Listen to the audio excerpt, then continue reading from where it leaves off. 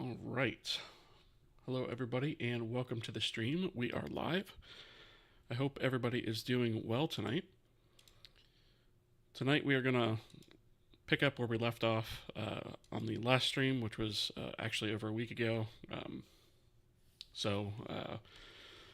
Gonna spend a little bit of time sort of refreshing my memory to get back to where we were, but I did accomplish quite a bit off camera as well.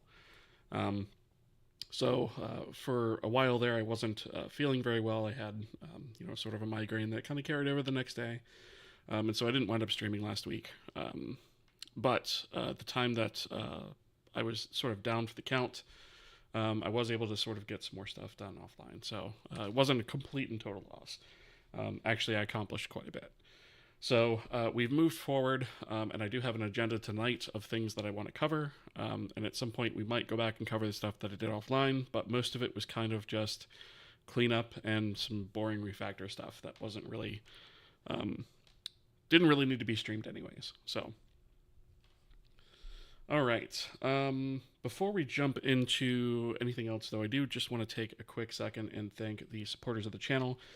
Starting with our elite partner, who is Javier Olazaran. I'd also like to thank the other partners listed here. They are Furkan Tokan, Gerbolis Inc., and Matt Osgard. Those are the highest tiers of subscription over on Patreon and YouTube memberships. So thank you very much for your support. I would also like to shout out all the other supporters listed here on the screen. They are a combination of the other tiers of support on YouTube memberships, Patreon, as well as Twitch subscriptions. So thank you all very much for your support. It is greatly appreciated. I don't have any sponsors or anything like that.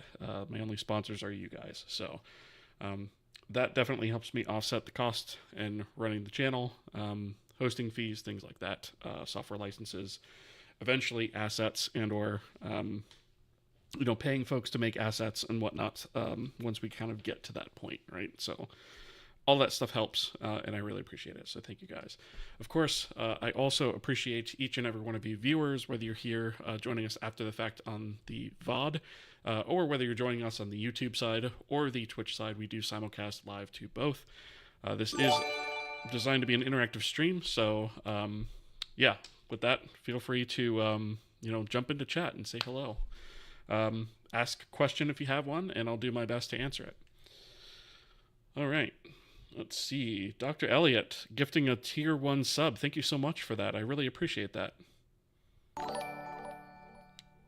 Diamond with the tier 1 sub. Thank you. It has been a long time since I started following, and I have rewritten the engine 4 times. I bet that's a record. 1 year. Yeah, it has been. Yeah, 12 months. That's awesome. Thank you so much for the support, Diamond. I really appreciate it. It's good to see you. How are you doing? Okay. Dr. Elliott, you gave up on the resizing thing, huh? Well, I mean, if you want, we can talk about that, offline. I could probably help you with that a little bit. Melina, how's it going? First time chatter, welcome. I am doing well, thank you for asking.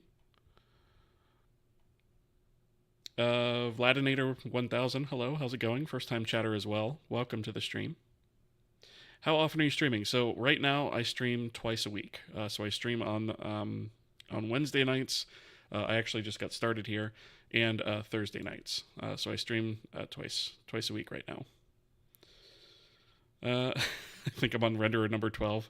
We won't go into how many renderers I've written because I don't know, but it's a lot. But yes, I get that. Okay, cool. You guys actually started a hype train, which is kind of awesome too. Don't see that too often in these parts. Okay, so I actually have a bit of an agenda tonight, which I know is weird because I normally don't have one. But I was just kind of thinking through some of the things that I want to do, and this is kind of that list. Diamond with the gifted, how many was that? Oh wow, 10 gifted tier 1 subscriptions. Thank you so much, Diamond. I really appreciate that. Guys who got the tier 1 subs, definitely shout out to Diamond. Toss him a thank you for that, because I really appreciate that support. Thank you very much. The real engine is the renderers we made along the way. That's true. That's true, Vladinator. Yep. Absolutely true. Yeah, I really appreciate those subs. Thank you very much. How many years that you have been streaming? So I've been streaming. Let's see. When did I start streaming? Have I been doing it 2 years? Maybe a year and a half. I want to say I've been streaming for about a year and a half. But before that, I had my YouTube channel since around 20. Well, I started being active on it around 2017, I think. 2017, 2018, somewhere around there. So I've been doing it a while. As far as this engine goes, though, I've been working on it for about 3.5 calendar years. But that's where the big asterisk, I'm not working on this full time. It's actually less than full time hours per week. Just to give you an idea of where we're at. Ruche, thank you for the emote there, the hello. Deep dark part of me, little devil on my shoulder, always tells me just fork ogre and make a gem engine out of that, but my strength hasn't wearied yet. That's fair enough. That's fair enough. And once you get to the point where, like, kind of where we're at, you don't really need to do that anymore either. Once you have the basic systems in place, you can kind of just keep building on top of that. Widgeler, hello, how's it going? Good to see you. Singy, good to see you over on the YouTube side. How's it going? Okay, so basically the work that I did offline was, believe it or not, I actually removed more code than I added. And we can walk through those commits later, but I basically got rid of a lot of logic that was like duplicated and or 90% the same between our what we used to call local uniforms and global uniforms and instance uniforms. I also performed all the renaming that was needed in that in the Vulkan backend as well as the shader system. So now that's all frequency based, and all of that has been refactored as well. So, for example, in our shader structure, let me make sure I'm not behind my own head here. Let me move this up for a second. So in the shader structure that we have right now, and this still has some stuff that's coming for it. We now have these shader frequency data structures. So we have one of those per frequency, right? So the data that we need per frame, the data that we need per group, and the data that we need per draw. And that frequency data is like texture count, uniform sampler count, sampler indices, UBO size, UBO stride, things like that, right? And that's all of that per frequency level data that we need. And now all that stuff has kind of been rolled up this way. So we got rid of a lot of duplication there as well, just to sort of, tidy things up a little bit. So it's a lot easier to work with now that we don't have these sort of specifically named copies of variables all over the place, right? It's a lot easier to manage, at least up here for me. So that was most of what I did offline was to support that, and we're going to continue with that tonight. So there's a couple things I want to address, right? Most of this is in the Vulkan backend, but we also are going to touch the material system, the renderer front end, as well as the shader system. So let me move this over so that we can actually read it a little bit more. So we're going to move descriptor pools to be well, actually, I don't know if I'm going to do this one. I'm going to move this one to the bottom. So that's one that I'm thinking about, right? I don't know that I'm going to do that one. But we're going to support separate image descriptors and sampler descriptors. So what I mean by that is in our Vulkan backend, we use specifically right now the descriptor type combined image sampler. And so what that does is it uses one descriptor for both an image and a sampler. And we're going to move away from that because not all backends sort of support that, right? Direct3D also handles that a little bit differently. And we can do some things to be a little bit better about how we handle this stuff. So what I mean by that is we are going to use the sampler and sampled image, which is equivalent to, separating those two things out. Because we are going to have a sort of like a generic type sampler that we can just use over and over again between shaders, between our different descriptor sets and all that good stuff. And so we're going to have some generic types that we can reuse all over the place and not have to configure them all the time. And then we'll be able to use those, and then we'll have the ability to have images referenced separately in the shaders and using the same sampler.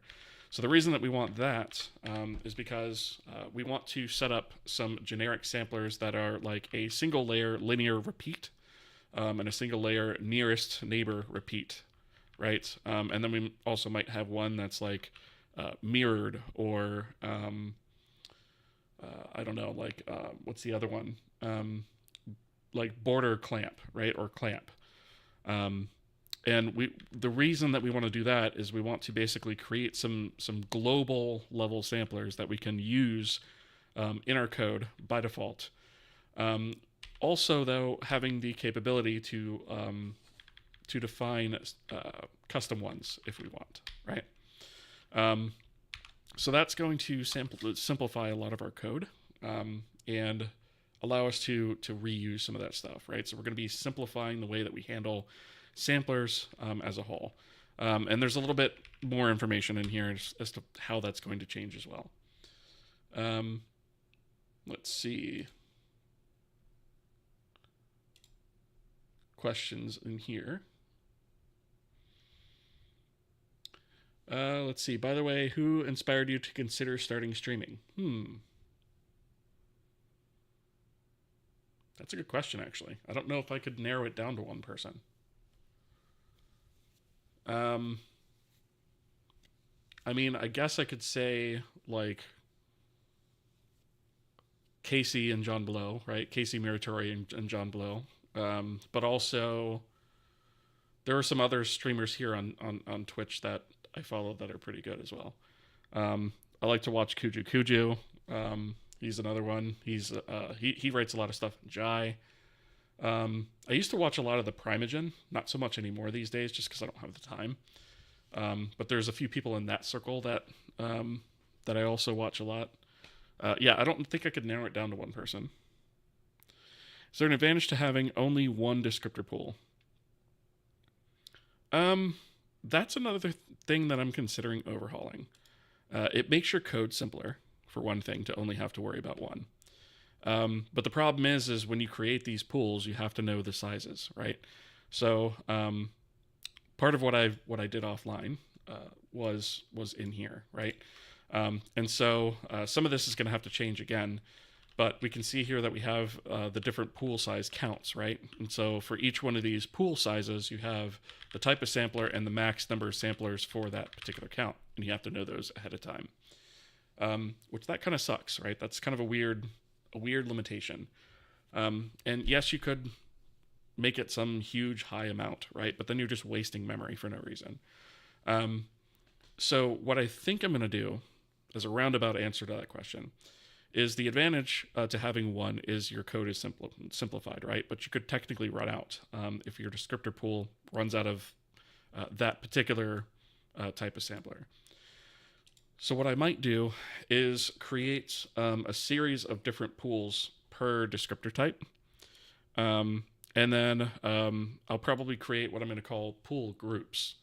And those pool groups will essentially have each a set number of pools within them, right? They'll start off with one pool. When that pool gets full, I'll create another pool of the same type right next to it and then start allocating from that. And so what that'll do is it'll allow us to have sort of a little bit more dynamic range in terms of how we operate our pools without running into the danger of running out, but also without creating a pool that's absolutely gigantic. And probably what I will do is make that in such a way where I can turn that on or off. Because ultimately what's going to happen is when we start creating a game, or I should say when we finish the game, when we're in that sort of final process, we could gather metrics on how many of these things that we actually wind up using and then adjust our application configuration to how much we actually need for that particular application. And we can tweak and tune it that way. That way, when we go ahead and ship the game, we know what the max number of samplers we're ever going to need is. We know what the max number of image descriptors is going to be.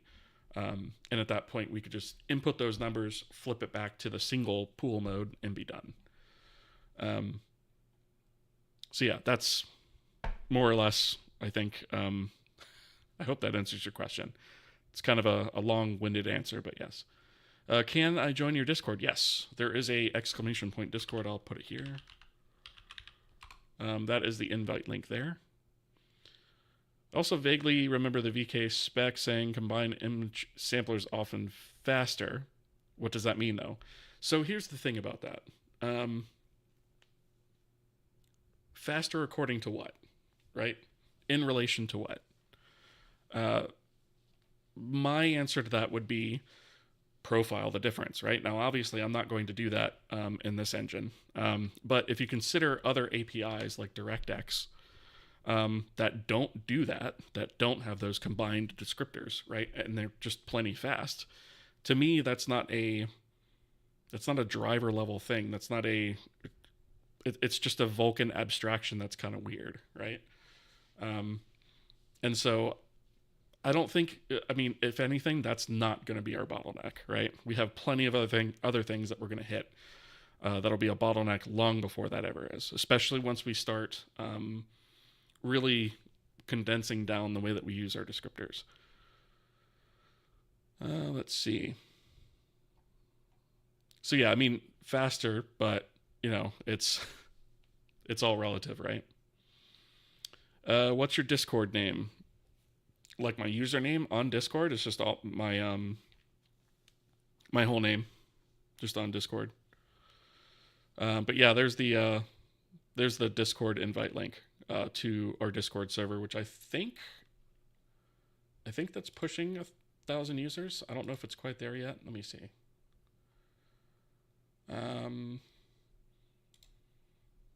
It might be. I gotta remember to find it. Give me a second.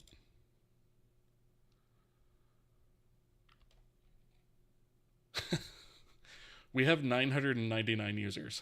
So if you join the Discord, you will be the 1,000th user.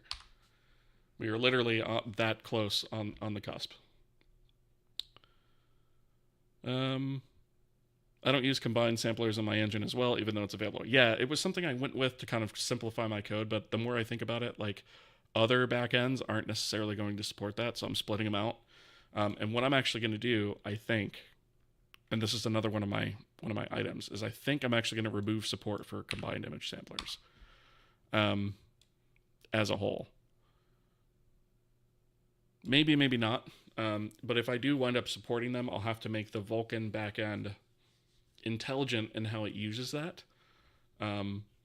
so that the front end doesn't have to know anything about it. Which I don't really think is going to be worth the effort, to be completely honest.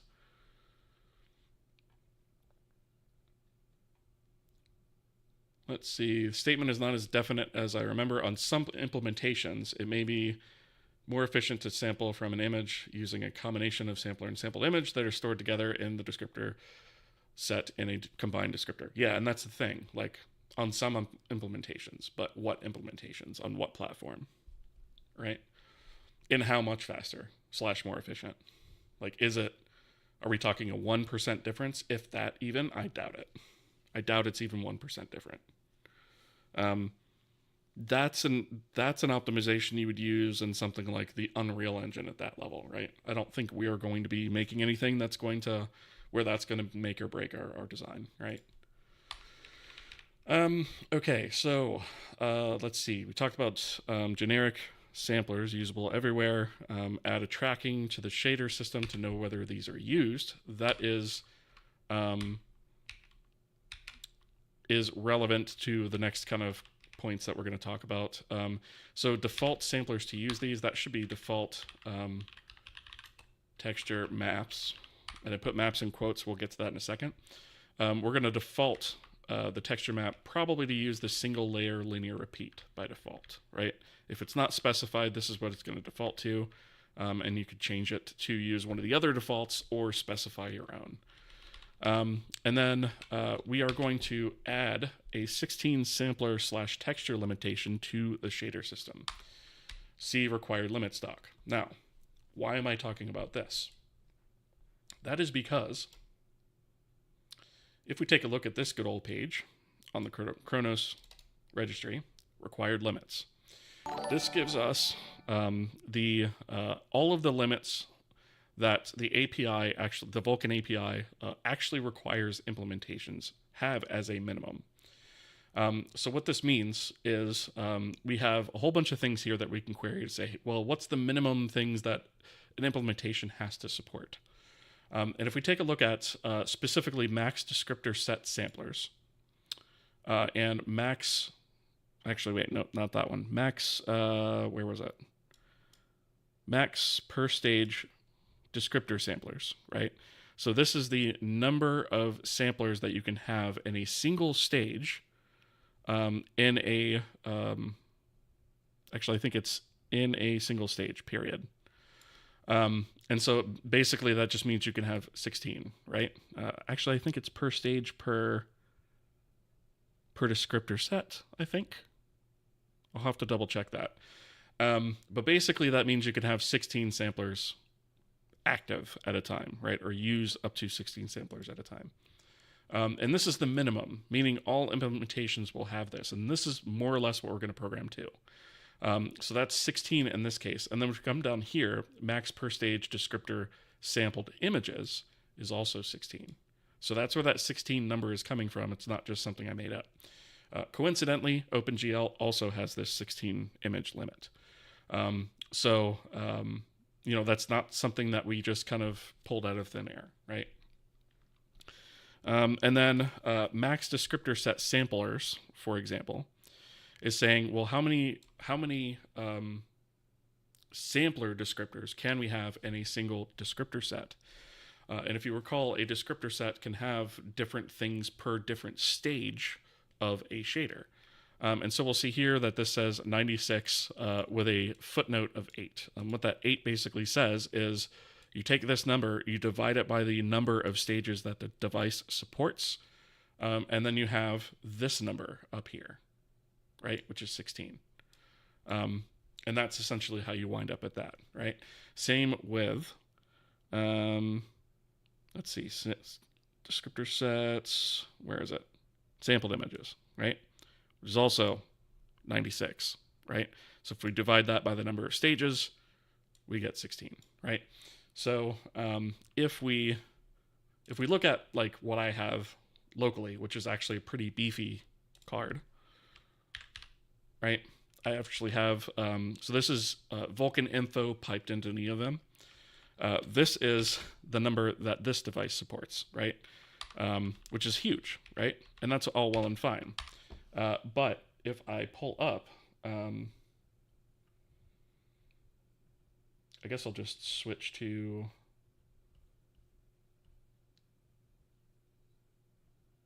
let's see, can I show you guys this, right? So this is the Mac, right? And you'll notice that the numbers here are a lot lower, right? So remember the Mac is using Molten VK, right? But our max per stage descriptor samplers is 16, right?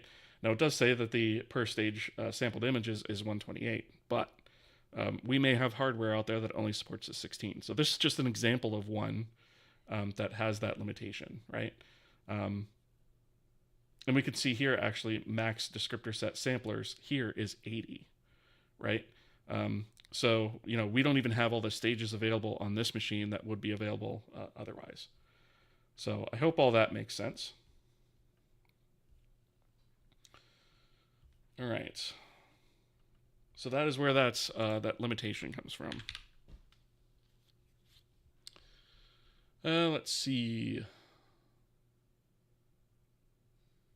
Let me catch up with messages here. Actually, I've got some on the YouTube side as well. Sam Haskell, how's it going? your member 1K, awesome. From Lake, good to see you. You were thinking about shaders the other day? Yeah. Yep, we're back in shader land.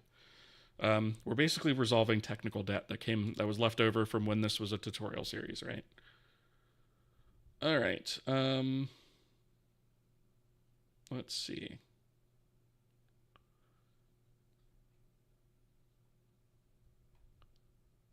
Um,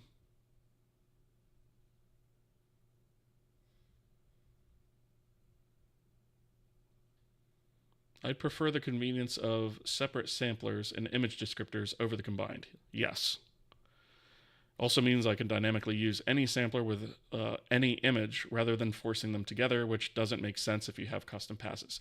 That is another strong point. Yes. Absolutely. What does descriptor mean? So a descriptor is basically a way to tell Vulkan about some resource within a shader stage of, or within a stage of a shader that's being executed. So a descriptor can describe basically these things here, plus some more types. But these are the ones that really matter for us for right now.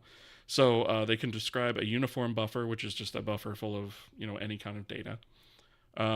A sampler, a sampled image, which is like a texture in OpenGL, or Vulkan supports combining those two into a single sampler, right? So this is a way to say, hey, this is something that's being used within the shader, a resource that's being used in the shader. This is this type. Here's a pointer to that actual resource so that you can use it. Max per stage descriptor sampler is still only 32. Yeah. Can I show my work? I'm sure you'll like it. You can go ahead. There's a what channel was that? There's a channel in the Discord server where you can drop project progress. You can go ahead and drop a link in there, and I can take a look at it off stream. All right. All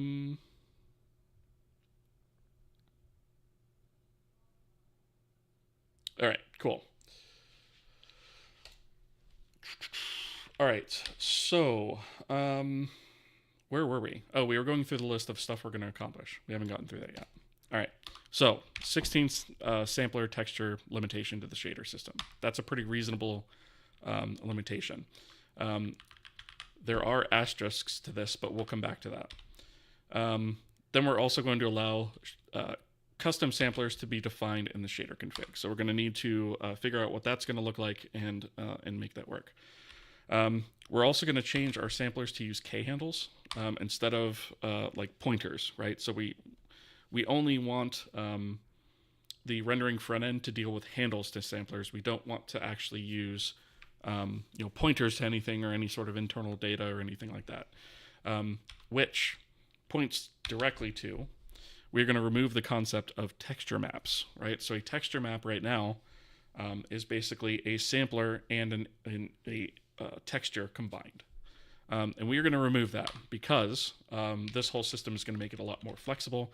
And we're not really going to have to worry about samplers outside of the renderer anymore after this. We're just going to deal with textures. And so that's going to simplify our code base, I think, by quite a lot. We're not going to have to worry about binding samplers or any of that stuff. That's going to be handled for us automatically. We're going to change the shader system to set textures instead of samplers.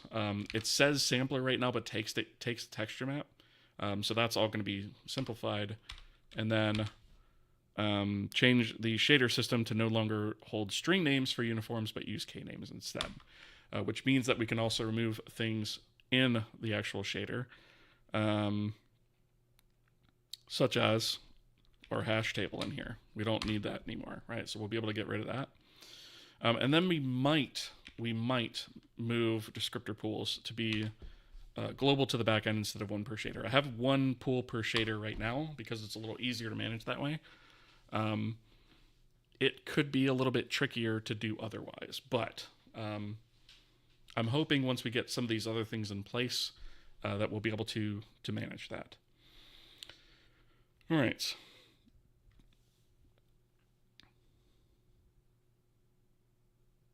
Don't know what's happening. Can't join the server. Sent you a request on Discord. You should be able to join the server.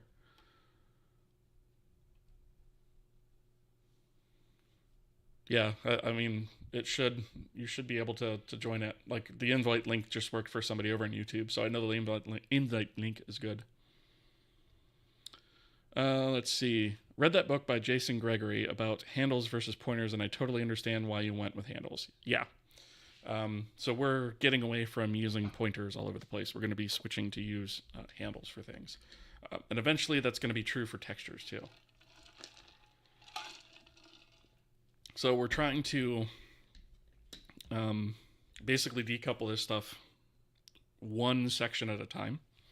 The first iteration of that is here in the sampler. I guess the sampler and the shader system, right? And then we'll be able to bubble that up to the material system and the texture system. All right.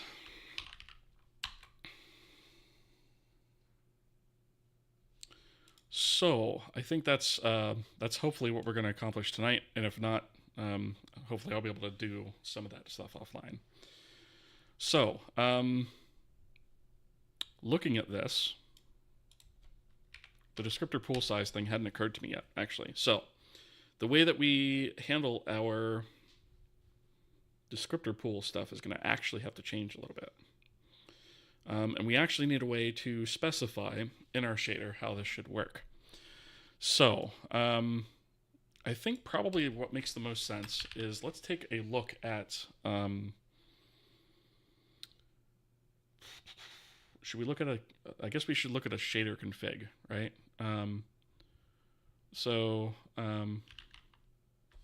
We have all of these shader config files. Let's take a look at,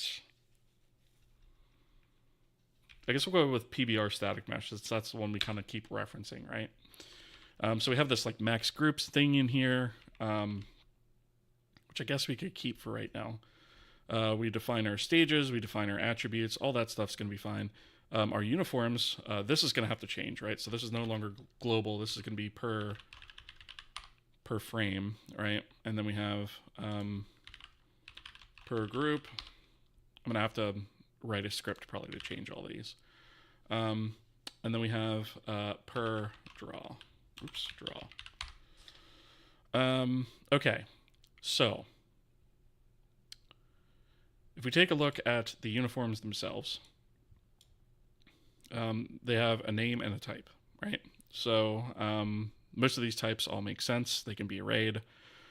However, when we get down to some of this other stuff, right, like where we have textures, we need to start thinking about a different way of handling this. So what we have right now is I'm actually going to start with material textures first. So this is type sampler 2D that is 3 large, right?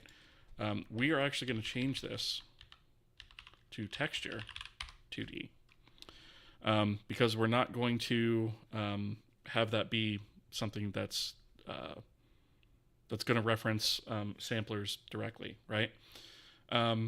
And we're not going to specify a sampler type here, right? But if we wanted to, we could maybe specify some additional data like sampler equals, custom 01 or something like that, right? And then we would define a sampler, right? So what we could do is we could have next to uniforms, or maybe we put it below uniforms. It doesn't really matter when the file gets loaded, right? So maybe we have samplers, and this is going to be an array. And then within that, we have name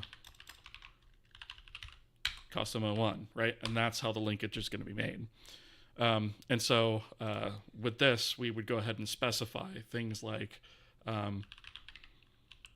repeat. Well, let's see. We should probably do. We could do this a bit like CSS. Bear with me here. So your typical properties are going to be, we're going to have, I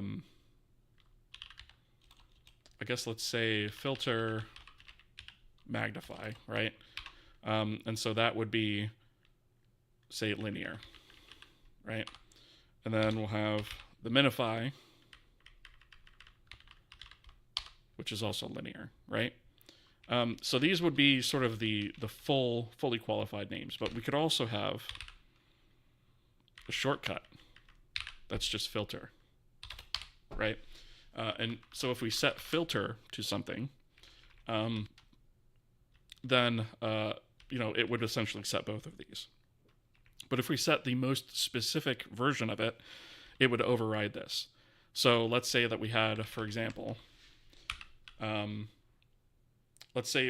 we didn't specify filter mag. We only specified filter min, but we wanted to go with nearest. Well, what this would do is essentially set filter max to linear and filter min to nearest, right? So I hope that makes sense. So I'm just going to actually specify all the properties here so that way when we update the parser, we can see everything that we have and go from there. The other thing I want to do is put some comments in here. So sets both filter modes, and then overrides shorthand. Right? So I guess we could say shorthand that sets both filter modes, right? And so we've got that, and then we could also do the same thing with, we could come down here and say repeat, right? Now repeat has different modes as well, right? Because there's repeat, which would sort of be the default. There's repeat mirrored, if I can spell it correctly, right? And then there's clamp and clamp border, right? I think that's it. Clamp to edge, clamp to border, right? Okay. So we'd essentially have to use these texture repeats. This is essentially what we'd have, right? So we'd have repeat, mirrored, repeat, edge, border. And then, let's see. I think, yeah, we also have VK border color that we could specify. And I think there's a few different ways that we could specify that, right? But it looks like we have some color options here. So I don't know if I'm going to, I guess I need to support the color options, right? We currently don't have support for this, but we should have it.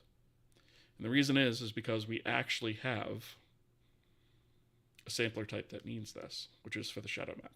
Although that's going to be a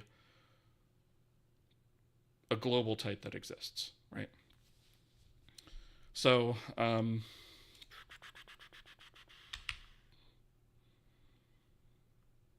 maybe I'll add that as an enhancement. Let's keep it simple for now.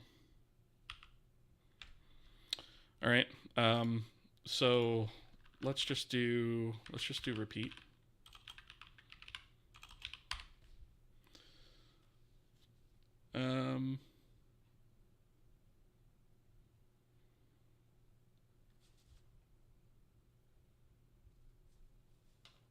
Yeah, Melina, I can get to your request after I'm streaming, but I'm not going to do it while I'm streaming. Yeah. So I get it, but you should be able to get on the Discord server. I mean, I'm not sure why the link wouldn't work for you. You should be able to join the Discord server with the invite. You don't need to DM me with that. You should be able to get on the server via the invite.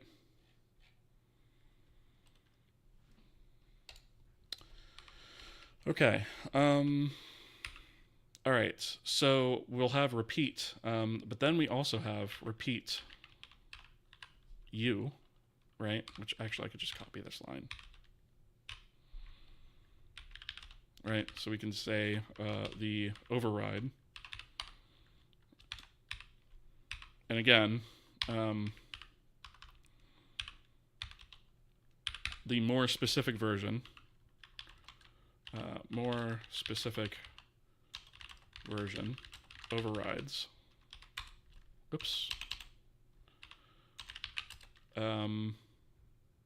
shorthand, right? So this would be shorthand that sets all three repeat modes, right? This should be that sets both filter modes, right? So our samplers would look something like this, right? Maybe we'll add more properties. But if you wanted a custom sampler, you come into the configuration file, you would set this up, and then by name, you would reference it, right? So for the type of a texture, right, whether it be texture 2D, 3D, whatever, we would have here this, right? And so you can link it by name. The other thing that samplers have, the other thing that they need is, let's see, I guess we could figure out anisotropy if that's supported. So like if we had anisotropy, it would be like aniso 16x or something, right? We can figure that bit out later. I don't think we ever need to change the mipmap mode.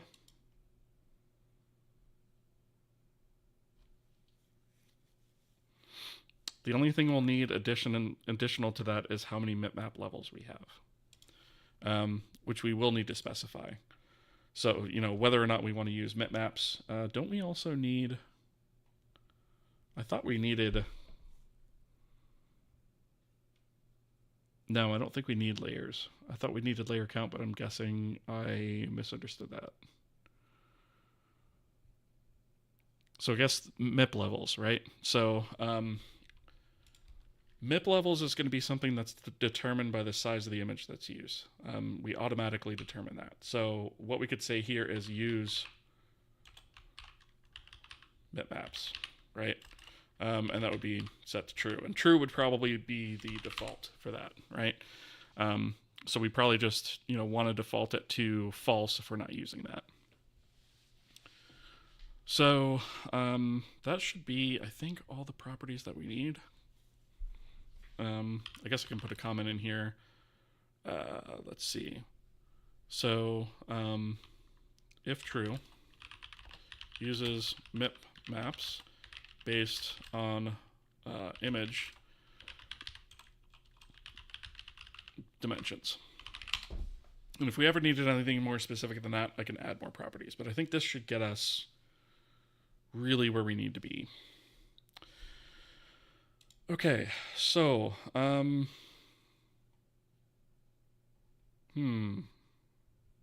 wonder though.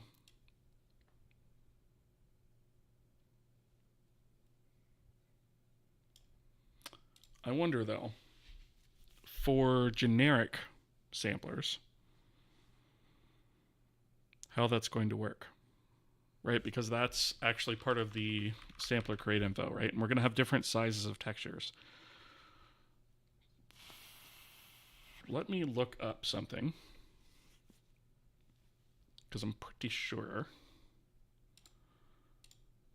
VK sampler create info.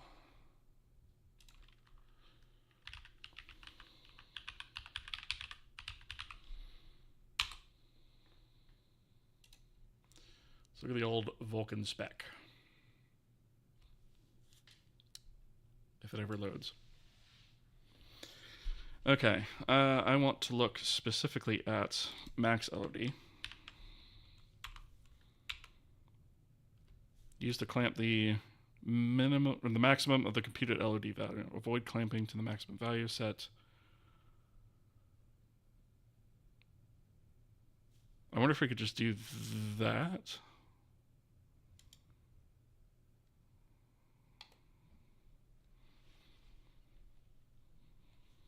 Let's see.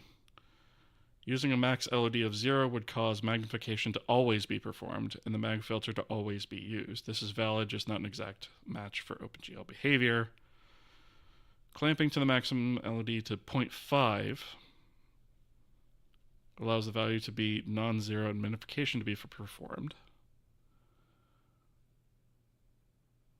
If the min filter and mag filter are equal, then using max LOD of 0 also works.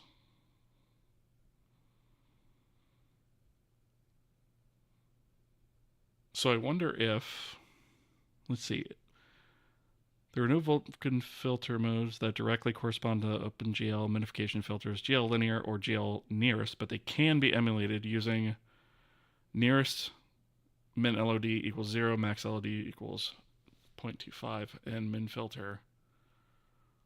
I wonder if we should just do that.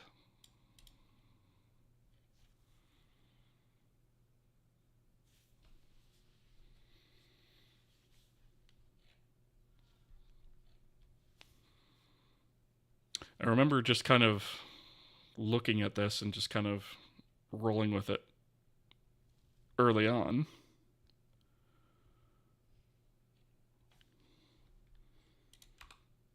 Right now I'm setting it to the number of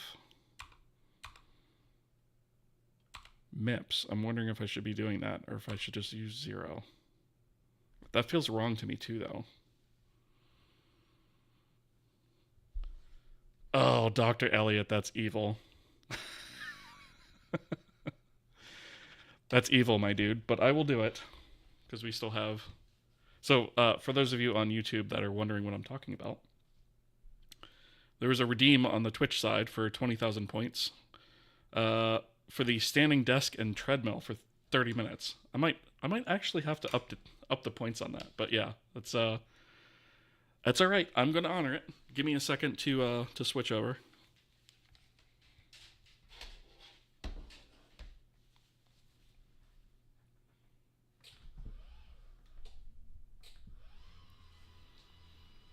Just gotta raise the desk and move the treadmill.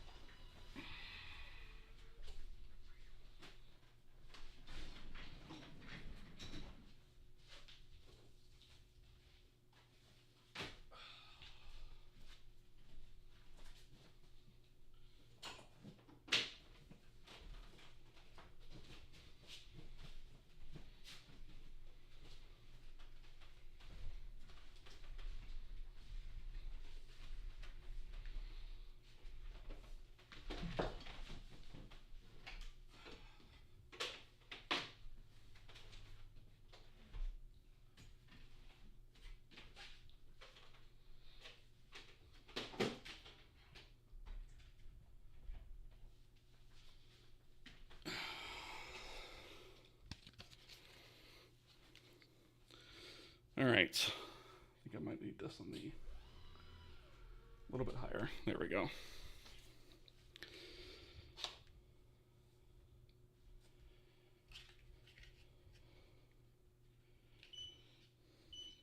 All right.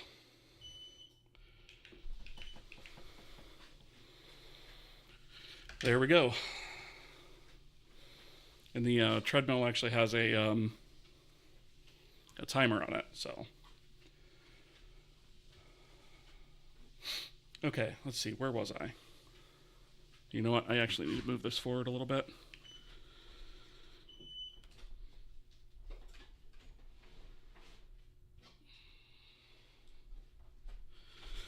There we go. It was like walking too close to the front of it.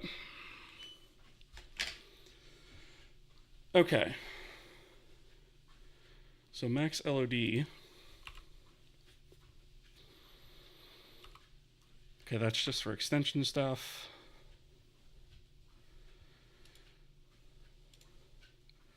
Let's see what this maximum computed LOD value is.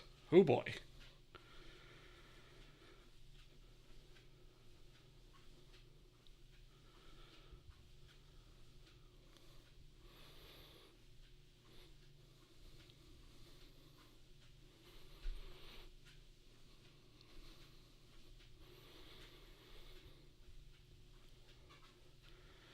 Base MIP level.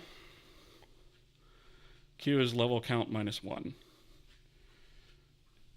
Is that what we're doing? Ultimately, that is min LOD image view must be less or equal to base plus Q. So base is always 0.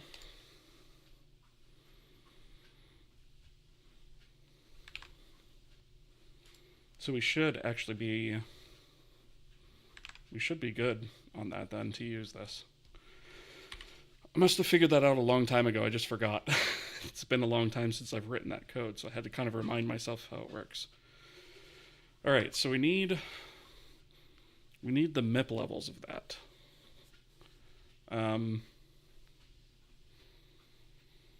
Maybe we shouldn't figure it out automatically. Right, because different textures are going to have different numbers of MIPs, right? So if you're like a texture size of 16 is only going to have one level, right? Versus a texture that's 512 by 512 is going to have, what, 5 or 6? So that kind of defeats the purpose. I'm going to put a pin in this and just say 0 for now.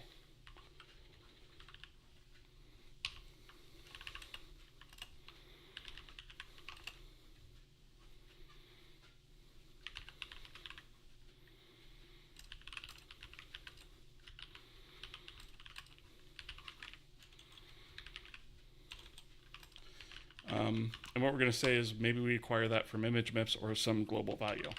Problem is if we use a global value, like we set it to 4, for example, and then we use this to sample a really small image that doesn't have 4 MIP maps, then we're kind of stuck, right? So I think this is how I'm going to get around that for now. Okay.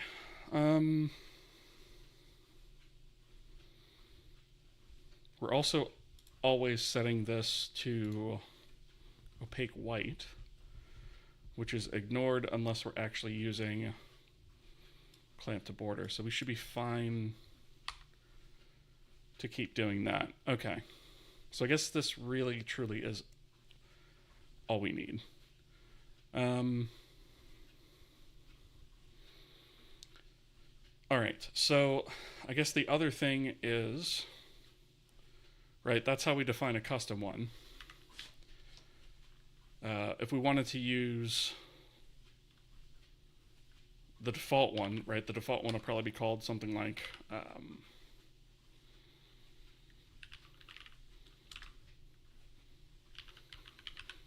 global linear, maybe?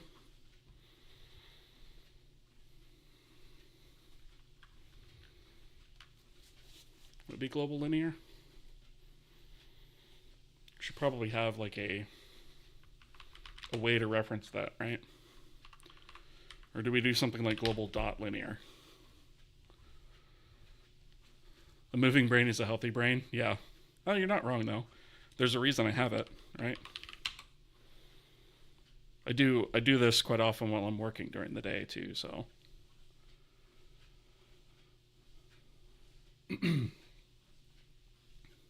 All right. I guess we could say, like, global linear will probably be the default. We could also say nearest, right? But then we also had some other criteria.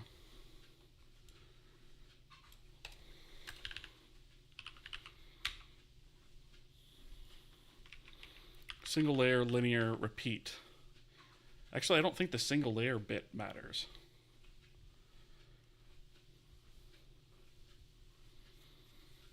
Does the single layer bit?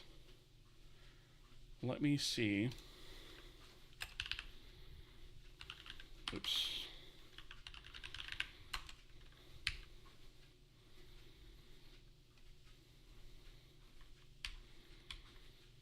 So I think wherever we're binding this, I don't think we have to worry about it there. We don't have to worry about it there. Binding image infos. Okay.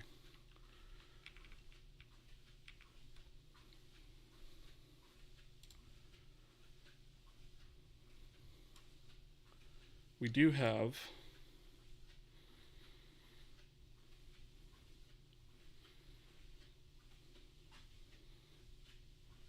I think when we split these bindings out, we're not going to have to worry about layers, right? Because that's up to the image view, which was also part of the weirdness of having them combined. So I think actually us splitting it out is going to make it a lot more flexible. So I think all we really need to worry about is we don't really need this single layer linear, right? Linear repeat, nearest repeat.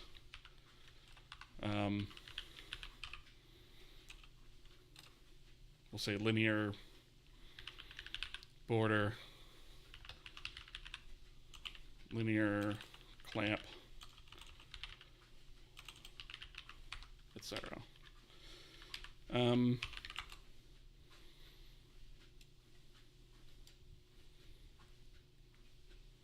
I think that makes sense.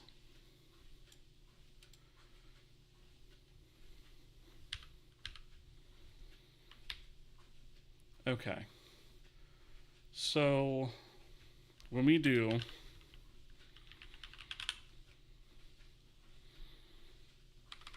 oops, I don't want that one.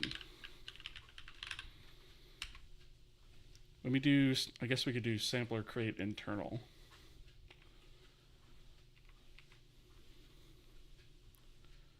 Looks like I actually already converted the sampler code here to use handles. We are taking in MIP levels, which we might not need to do anymore.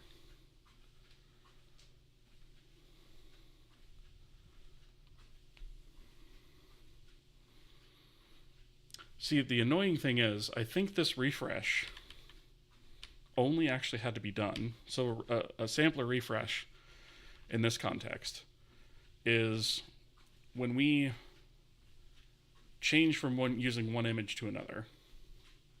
Let's say, for example, we're loading or we're trying to draw a mesh whose textures in the material hasn't loaded yet. We're going to use the default textures to render that mesh. When those textures finally do load, we then have to change over the descriptor to use the new image. But because they were combined, we would also have to recreate the sampler, which was also using the MIP levels. And we shouldn't have to do that anymore if we don't actually take the MIP levels into account when we're creating the sampler. I don't see a reason why we'd ever have to actually recreate them. So we might actually be able to eliminate this API point in its entirety. So that's good.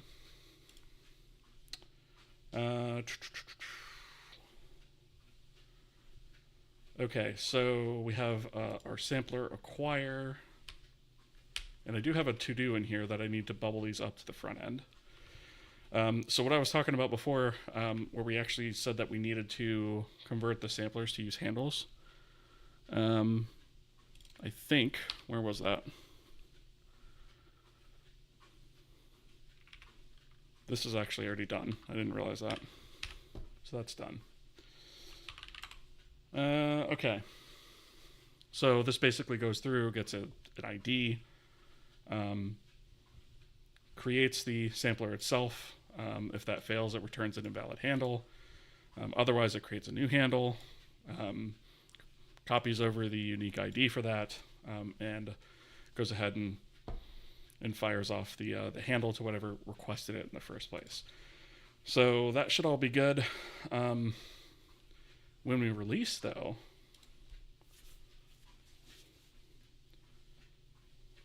yeah, we pass a pointer to the handle because we need to invalidate the handle when we release it. So that's fine. Okay. So I guess, yeah, we need to add something else here. Bubble up sampler functions to renderer front end.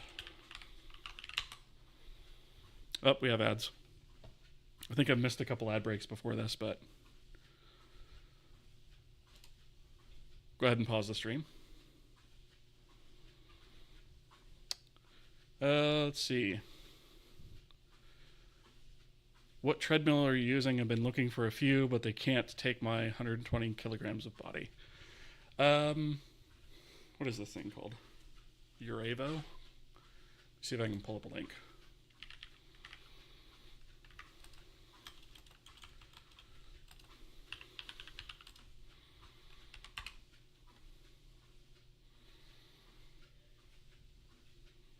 I think this is it.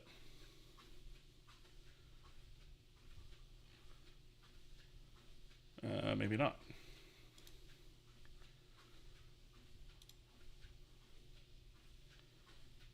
Oh no, is it discontinued? Oh, I hope not.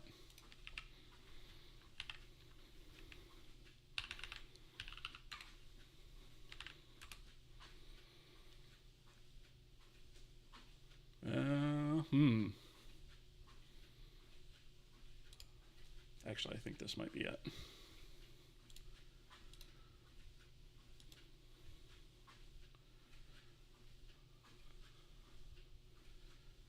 This isn't exactly it, but it's pretty close to the one that I have.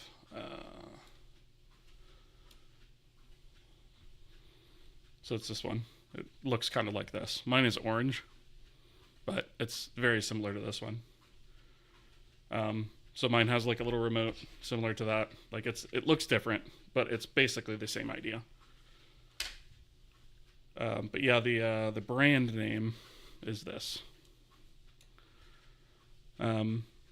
But yeah, I mean, I'm like 230 pounds anyways. I don't know what that is in kilos, but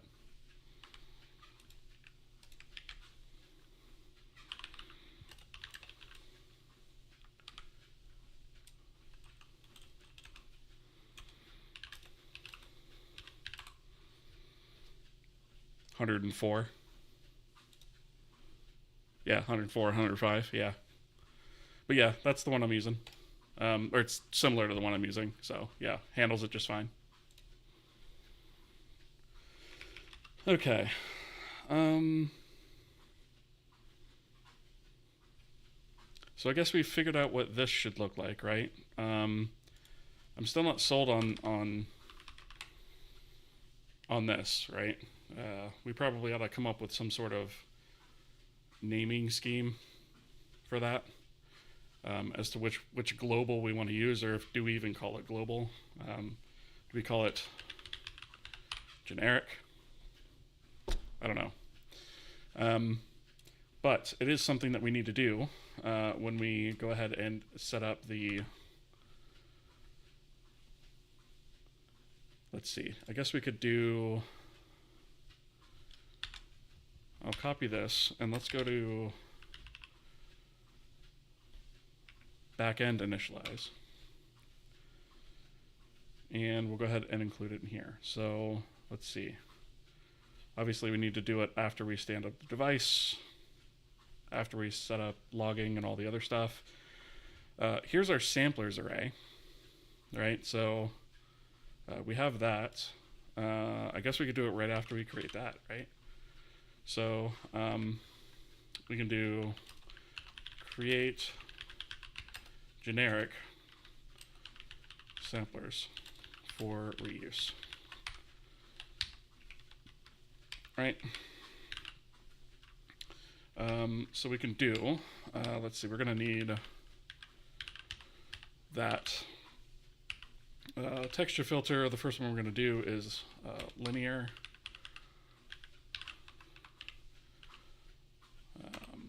Texture repeat is going to be, I guess, texture repeat. Is repeat really not there?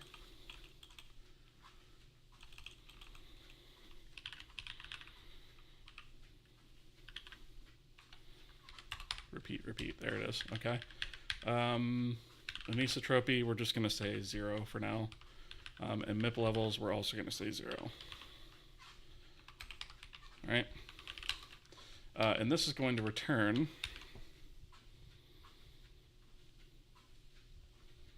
sample acquired. Did we not? Oh, because this is in the header file, is it? Okay.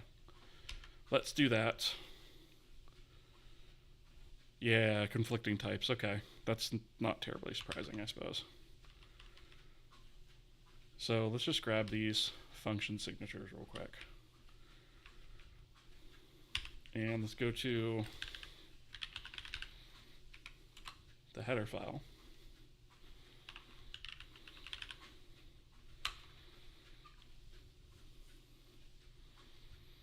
I guess we don't have anything in here for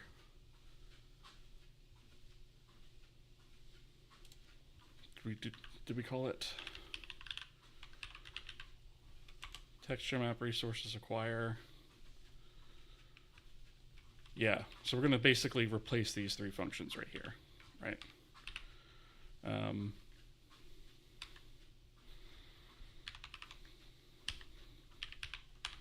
Oops. Right, so we're going to replace that one.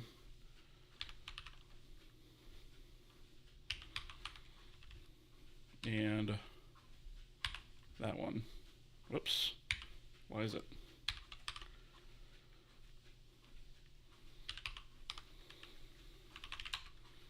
Okay. Oops, not that one. This one. Okay. And I'm actually just going to go ahead and I'm going to get rid of these for now. Because that's going to cause it to throw errors in other places that are using it, which is fine. Okay. So we have that. Now that works. So this is going to return a K handle, I believe. Yes, it does. And so we need somewhere to save that off. So let's go to the Vulkan context itself. And wherever we put those samplers, we're going to put our generic samplers, right? So what we're going to say is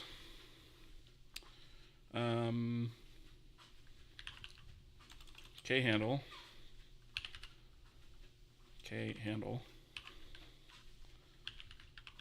and we're just going to use a handle to it, right? Just like we would anywhere else.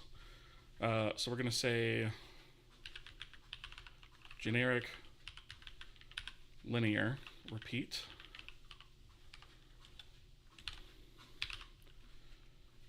And then we'll have clamp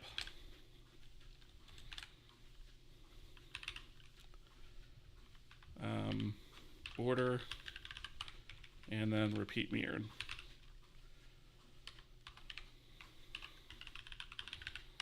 Right, so we'll have those, and then we'll also have a nearest neighbor version of those. Oops.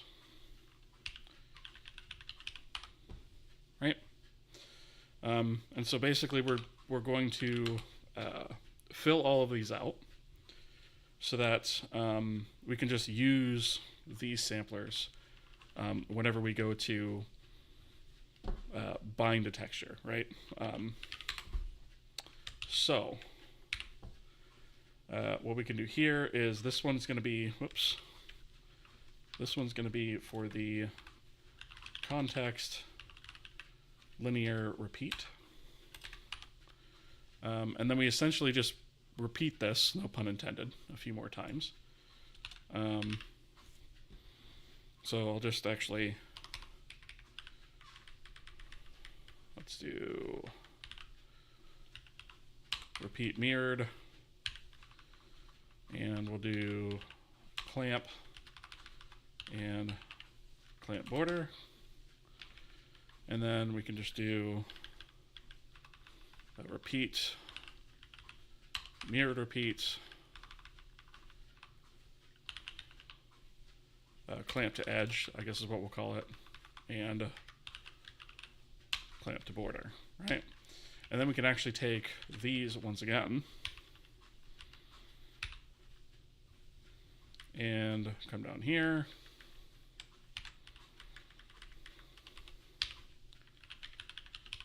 Nearest, and then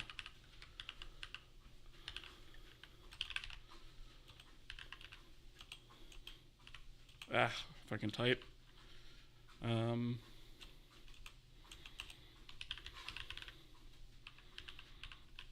Filter mode nearest.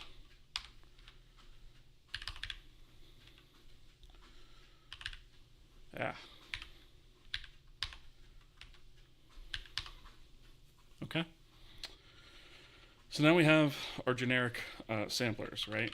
I suppose we could probably also have functions to grab those, which will also need to bubble up to the front end, which is kind of annoying.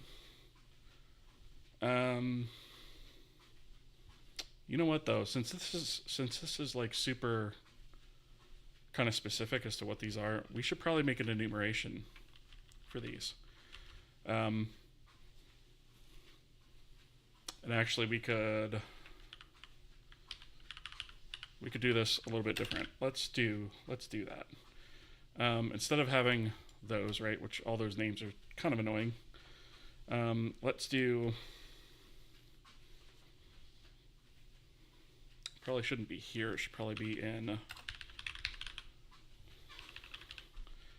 core render types. Let's put it down here at the bottom.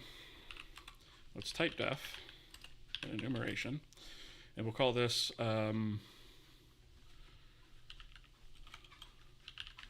shader generic sampler. Shader generic sampler.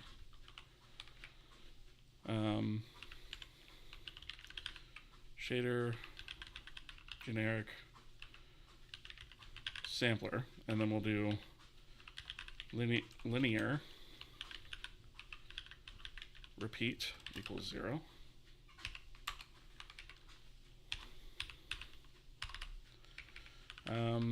Repeat mirrored, I think, was next.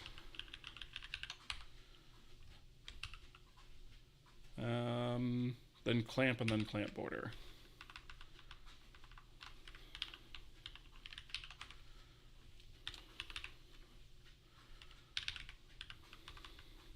Clamp border, right? And we'll be explicit about our indices, right? So we'll do this, copy pasta these guys.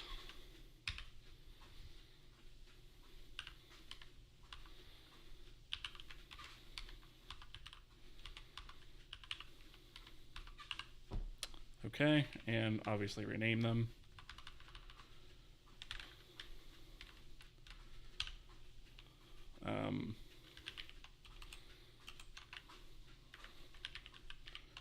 Nearest.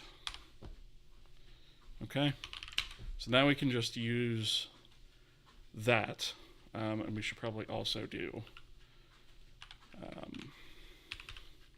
one more, which is count, right? And we'll let that one be automatically defined. So that one will automatically be 8, right? So we can use that for the array size. So we could do, instead of this, we'll do a k-handle array, and we'll say generic samplers, and then shader generic sampler count. I think that's a little bit nicer to deal with, right? So let's do generic samplers, right?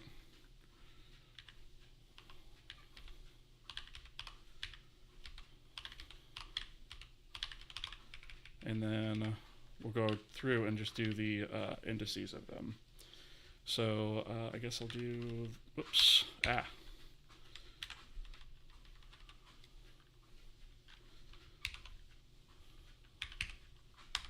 we'll do that. And then also,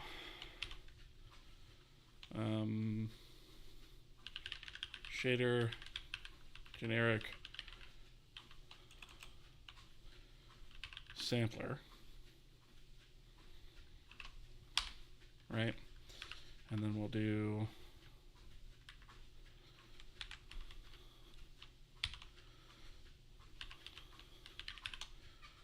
linear and nearest.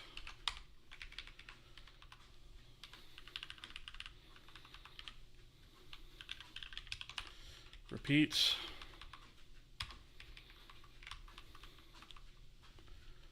Repeat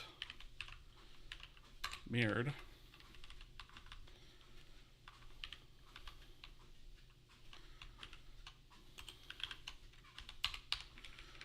And then clamp.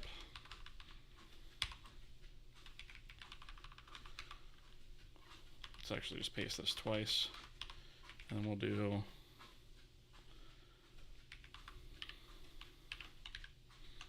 border, border. Okay. How did I wind up with an extra S back here? There we go. Okay. So now what I can do, instead of having like a bunch of functions for each one, I could just have one single function that says get sampler, or get generic sampler, and then we could just pass this enumeration, and it'll just return the one at the index, and we'll be good.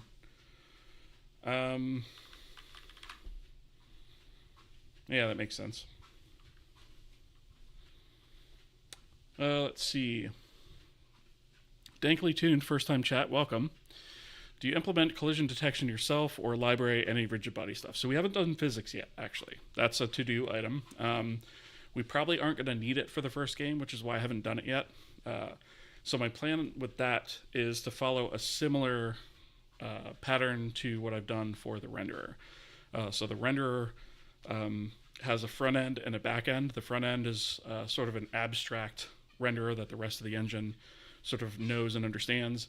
And then the back end is the API specific stuff. So in this case, Vulkan. And then we'll have, that renderer back end is a plugin. And so we're going to have other backends such as Metal and Direct3D. And so you can plug and play with those, right? Just swap them out.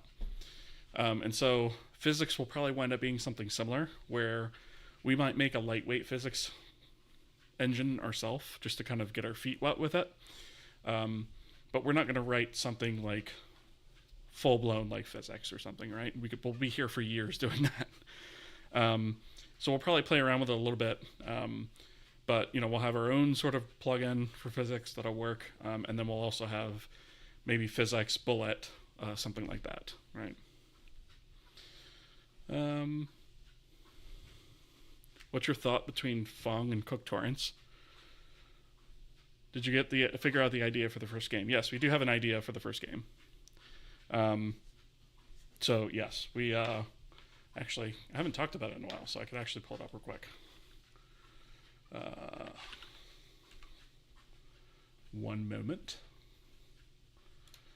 We don't have an official name for it yet, but we do have the beginnings of a design document. Now, obviously, we have a lot of work to do here, but there was a point where I wanted to take a break from engine dev and just kind of think about what we needed.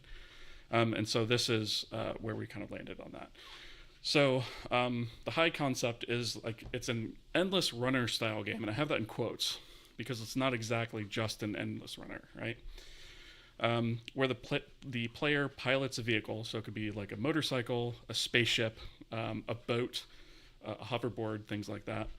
And they travel along a road/path that has obstacles, and they avoid enemies to engage in combat with, right? Or they avoid objects and engage in combat with enemies. The player will have various types of vehicles. We already kind of talked about that. And each of the environments will have their own challenges. Difficulty will increase as the game goes on. Later levels may also have vertical tracks, which the player can switch to when using a flying vehicle. And then we say that vehicles are not tied to a level. You can use any vehicle for any level, assuming it's capable of traversing said level. So you can't use a motorcycle on a water level, for example. And so the first level would initially be traversed with the hoverboard, which is going to be the first vehicle you get. But if the player returns to that same level later on in the game, after they get the spaceship, which flies, you'll be able to go up vertically levels and access new stuff that you couldn't get to before. And the same could be for underwater as well. So yeah, like we came up with an ESRB rating as to what we want. We'll go over visual style here in a second.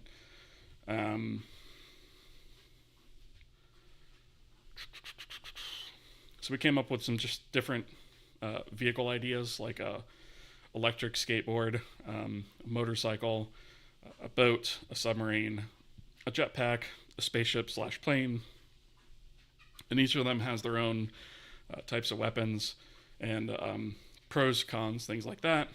And then some of our reference images for like inspiration was the old Road Rash 3D games, if you ever played that. So it was like it had vehicular combat way back then. So between that and sort of the famous Final Fantasy VII Escape from Midgar scene, that was another inspiration for it, right? But it's going to be multi-tiered version of that. It's not just going to be just that. And so we're thinking like, this is a screenshot out of the Fifth Element. So we're thinking like retro futuristic mixed with like a style of like painterly / cartoony kind of style. So I'm thinking like this kind of style mixed with like Borderlands in terms of visual style. And yeah, so we have the beginnings of a document. We've got a lot more to flesh out, but that's the idea.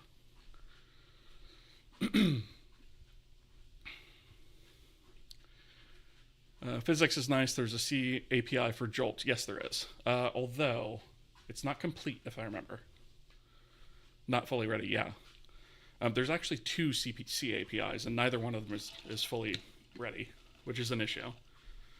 So if I were to use that one, I'd have to like write a C wrapper around the C++, which would be really annoying.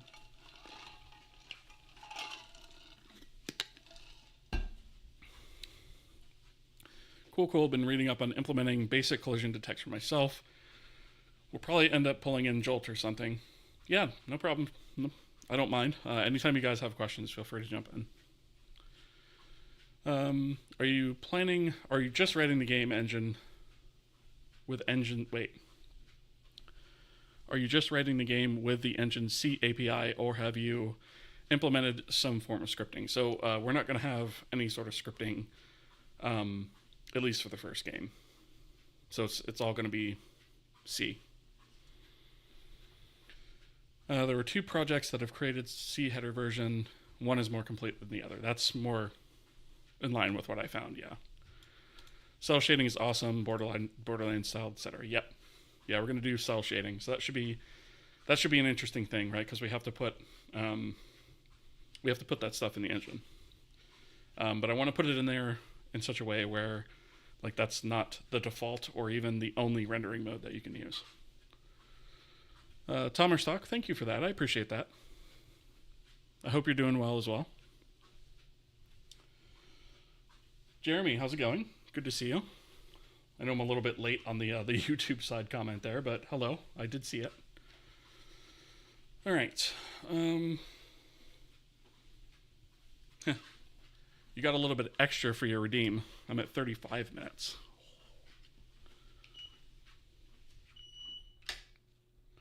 All right. So enough of the treadmill for now. I need to actually be able to sleep after I'm done with the stream tonight. Okay, so we have our generic samplers created. And we're going to do that when we initialize the renderer backend. That way, whenever we go ahead and reference them, we can pull them in and just use them. And we're going to use this guy by default, which is why it's at index 0. So, what we need to do now is just create a quick function to be able to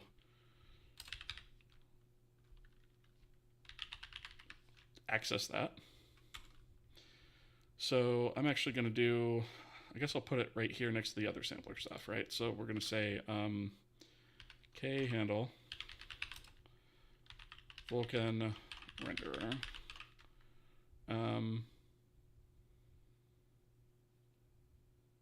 We're not going to reference count this, I don't think.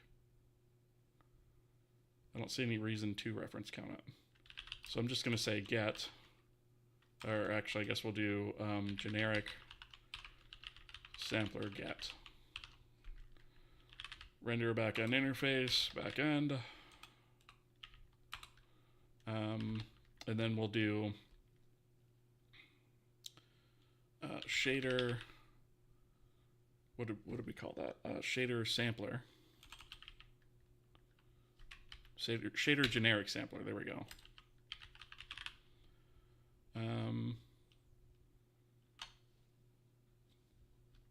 That should be good enough, right? So the only thing we have to do is basically say, hey, I want the shader sampler that we provide here.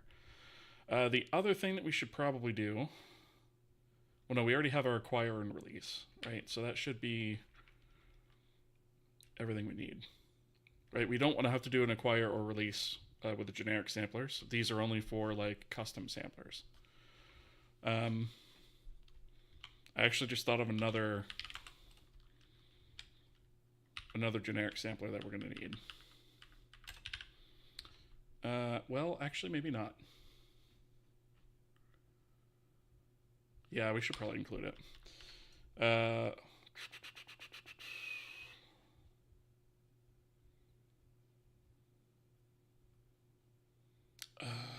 Let's see.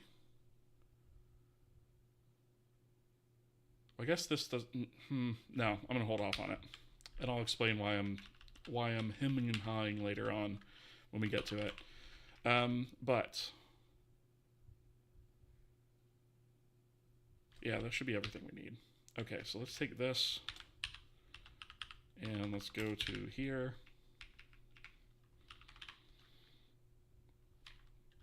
And let's fill this out. So if not backend, obviously, then we need to return an invalid handle. Otherwise, we need to return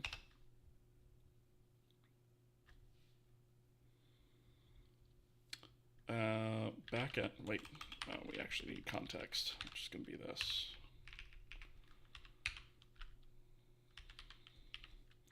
Context, generic samplers, sub sampler.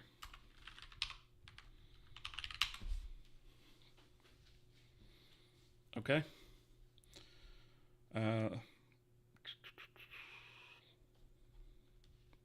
And replace anywhere using them. Well, that's going to happen when we actually delete those other functions from the front end. So I'm not going to worry about that. Okay, so we have that. Let's go to definition. Let's take all of these and let's go to render types. Let's see, I guess I'm going to need this one. And then the render backend interface, we need to look up. Do we not have sampler functions here?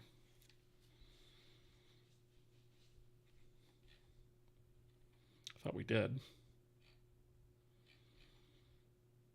Or are they called something different? Let's see. Texture resources. Oh, I think it's texture map stuff still. Shader create, shader destroy. Oh, we need to rename these too. Shader instance resources. Okay, shader. We need to rename those as well. Uniform set. Do we only do it through a... Oh, here we go. Okay, this is what I'm looking for. Texture map resources, acquire, release. I don't think we actually expose refresh here. I guess I could go ahead and do that. But this is essentially what we need to replace this interface with. So we're going to call this... we're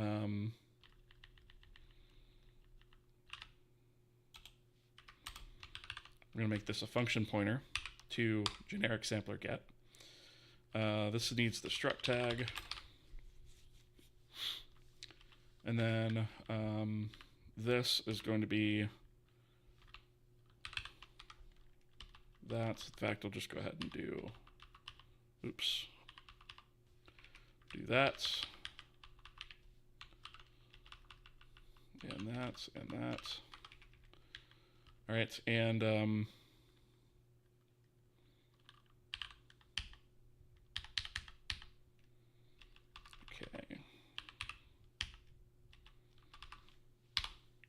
There we go. All right, so we've got generic functions for that.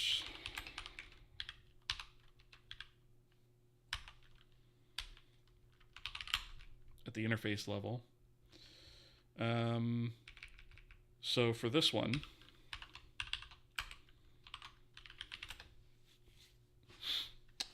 oops, brief, gets a handle to a generic sampler of the given type. I guess. I'll say type for now, and it's not really the right word, but okay, so the first thing we need is backend. Actually, we could just copy this line from somewhere else.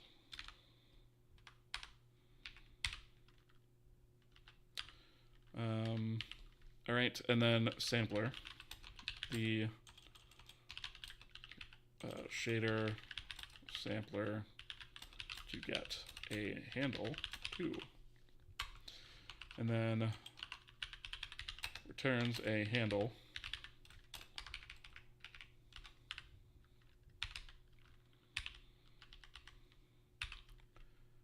to a generic sampler of the given type.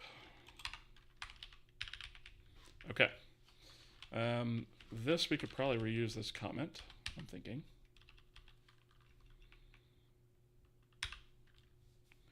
So acquires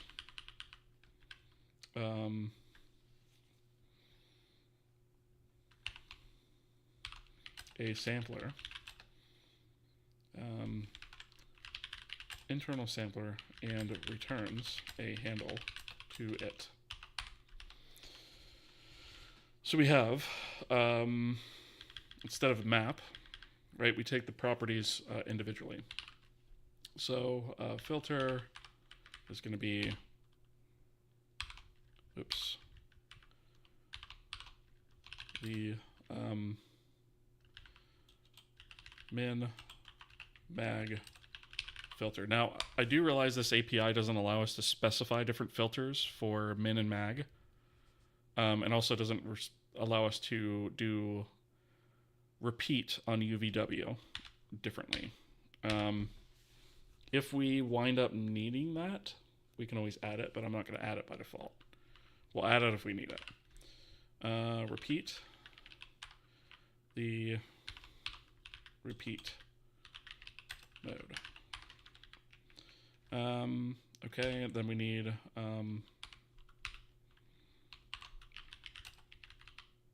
anisotropy, the anisotropy level if needed. Otherwise, 0.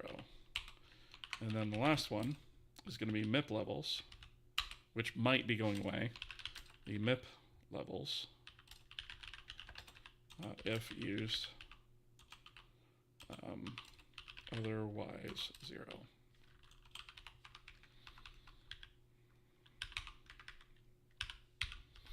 All right, true on success, otherwise false. That's no longer the case. a handle to the sampler on success, otherwise an invalid handle. Right, so we can check that on the return. Okay, so all this needs is I think I can reuse most of this comment as well. So I'll just put this here. We're going to say release is internal, the internal sampler for the,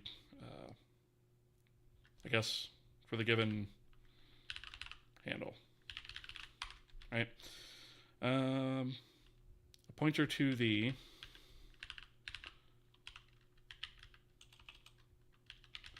handle to release, let's see, to the handle whose sampler is to be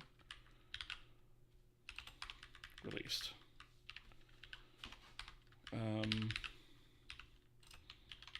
Handle is invalidated upon release. Okay, and it doesn't return anything. So that's that. Sampler refresh. I still don't know if I need to do this or not, but I'm going to copy this for now.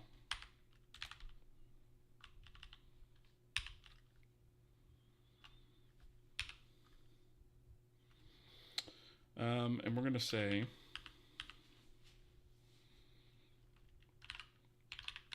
recreates the internal sampler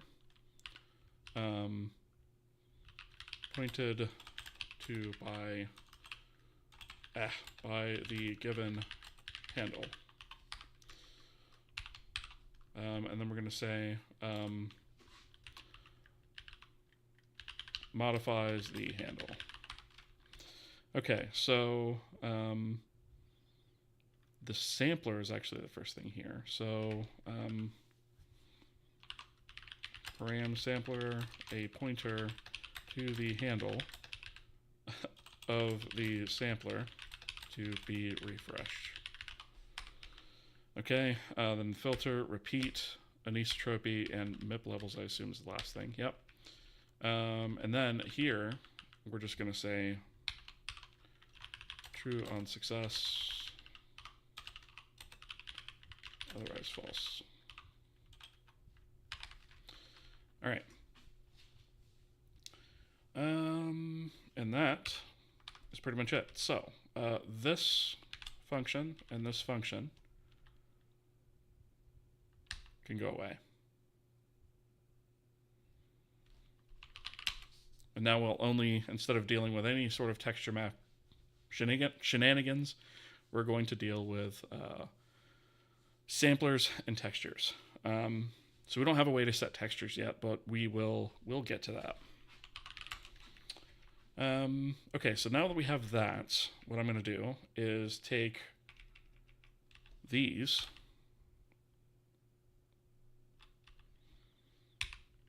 and go to the renderer front end, and let's look for texture map.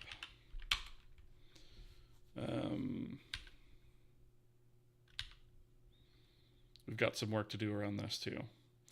But we're going to basically replace these two functions with the four that we have function pointers to, right? So we're obviously going to have to convert these.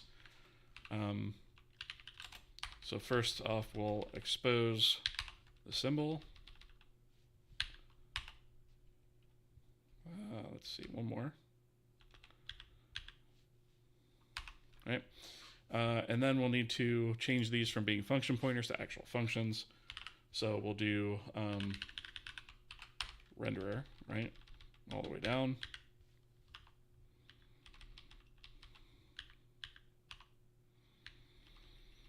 And,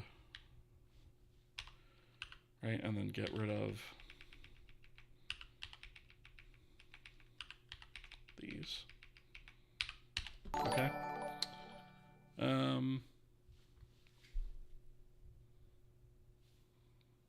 Oh, looks like I got some catching up to do on chat.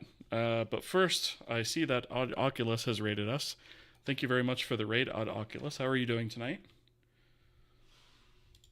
I was pretty deep into into code there for a second. Shout out to Odd Oculus. There it is. If you aren't following him, go do it. He's a Unreal developer here on Twitch, and the game that he's working on is looking pretty good. Got tooltips working. Nice. Excellent. Glad to hear it. Yeah, I need to actually catch up on some of your VODs for sure. I hope everything is going well. Welcome, Raiders. So we are actually working on a game engine from scratch. Let me pull up this page so that you guys can see that, and I'll drop a link in chat. So I'll just do a quick and dirty intro here just so you guys kind of get an idea of what we're working on, and then I'll answer the questions in chat because I see there's some on both sides. So what we're working on is something called the Kohi game engine. It is a game engine written in C from the ground up, and it uses Vulkan as its initial rendering backend. I say initial because we have plans to support Direct 3D as well as Metal in the future, possibly others. So it's a game engine that we built. Initially, it started off as a tutorial series, and it kind of modified and changed formats over time just to kind of figure out what works and what doesn't. And we eventually landed on this sort of live stream format that we're doing now. And so this whole engine is built as sort of a educational exercise in showing a way to build a game engine. It's not the only way. It's not even necessarily always the right way. Sometimes we deliberately explore things that we think probably won't work, but just to kind of get an understanding of what's behind it, right? And so the idea here is that I was trying to create the resource that I wished that I was having, or that I had access to rather, when I was learning how to do this stuff. And the goal ultimately is to get people interested in game engine development, and hopefully motivate people to go out there and make new engines and get us some competition, right? Because the more competition we have out there in the industry, the more ingenuity we get, right? So the project itself is completely open source and free. So like I said, it's educational. I don't believe in paywalling that stuff, right? So it is available on GitHub. It is Apache 2.0 license, which means you could use it for whatever you want, whether that is personal or commercial. It does not matter. All that I ask is that you say that you used it. There will never be any sort of royalties or licensing fees of any kind ever. It will always be open source and free. So this is, I've got some kind of aging screenshots here. I really need to update these. I keep saying that, but I keep forgetting to do it. We have a basic PBR pipeline. These screenshots are actually kind of old, so we've actually come a little bit further than what we're looking at here. We've got cascading shadow maps. We have the ability to drag objects and manipulate them around the world using a gizmo that we also built from scratch. We built all this stuff from scratch, right? With a few minor exceptions that I can get into at some point. But we've got text rendering. We have our own UI system. Obviously, that's still in progress, but we're building that from the ground up as well. Including we have UTF-8 font rendering, right? So this is actually loading in a true type font and rendering that. And so we've got a bunch of links here, both on the GitHub repo and the main website itself. We've got a Discord that just tonight hit 1,000 people. There's always folks on there that are working on interesting things. So I would definitely say go check that out. And I've got a link to my YouTube channel, obviously my Twitch channel, and GitHub link is here, and then a Patreon link if you're interested in that. I do not have any sponsors. My sponsors are you guys. So that all being said, that's pretty much the project. We are in the middle of a pretty major refactor right now because we are gearing up to start creating our first game.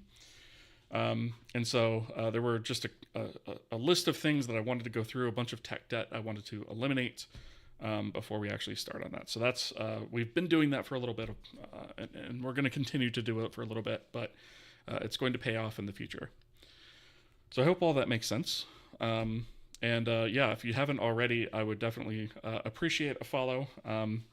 I'm trying to grow the channel, reach more people, and hopefully motivate more folks, like I said, to get into game engine development. So that is the quick and dirty intro, for lack of a better term. Okay. Let's see. So I've got some comments both on the Twitch side and the YouTube side. I have a little bit less on the YouTube side, so I'm going to read those first, and then I'll double back to the Twitch side real quick. Let's see. Hello, I'm under a lot of stress finding a job, and seeing you code and hearing your voice explaining what you're doing makes me calm and reminds me of the days I followed you along. Miss those days. Some days I will continue where I left off with Kohi. Keep up the good work, and you and your project is awesome. Well, I really appreciate the kind words there. I do understand the stress in finding a job. For sure, I understand that. A lot of us do, right? I was in a situation earlier this year where I got laid off. So I definitely understand that and can empathize for sure. But thank you so much for the kind words. I appreciate you being here. And yeah, and good luck on your search for sure. All right. So... Okay. Hope you're feeling better. Yeah. No, yes, I am. Thank you for the hydrate redeem. I also see there's a stretch redeem. After all that walking, yeah. So for those of you who are new to the stream, I just did a half an hour session on the treadmill. I have a stand-up desk here, so that's a points redeem. Thank you for the stretch redeem. Related to my last question, you mentioned that you'd probably implement a basic physics engine. What would you consider basic at that point, and what would you stop and reach for a physics engine? You mentioned not wanting to spend years, so I'm curious what your thoughts on that are. So basic, I would consider like rigid body physics probably as far as I would take that, right? Maybe with some basic buoyancy or something like that, but nothing too crazy, right? Just solid shapes. Like I wouldn't do cloth sim. I wouldn't do, certainly would not do fluid simulation or any of that kind of stuff, right? That's, that would be something I'd probably reach to a physics engine for. So yeah, I would say, super basic, like something you might see in an MMO, for example, like WoW Collision or something like that, right? Something that's not very fancy at all. Doing great. Do you have a plan for the remainder of the year for the engine? So my hopeful goal for this, and I realize we're coming quickly to the end of the year. I am hoping to get this refactor done, and actually be able to start scaffolding the game by the end of the year. I don't know if we're going to make that or not, but that's my goal. So we'll have to see.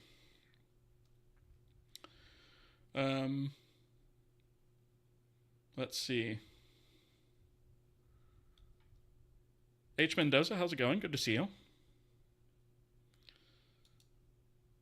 Or she, how's it going? Good to see you. How's it going?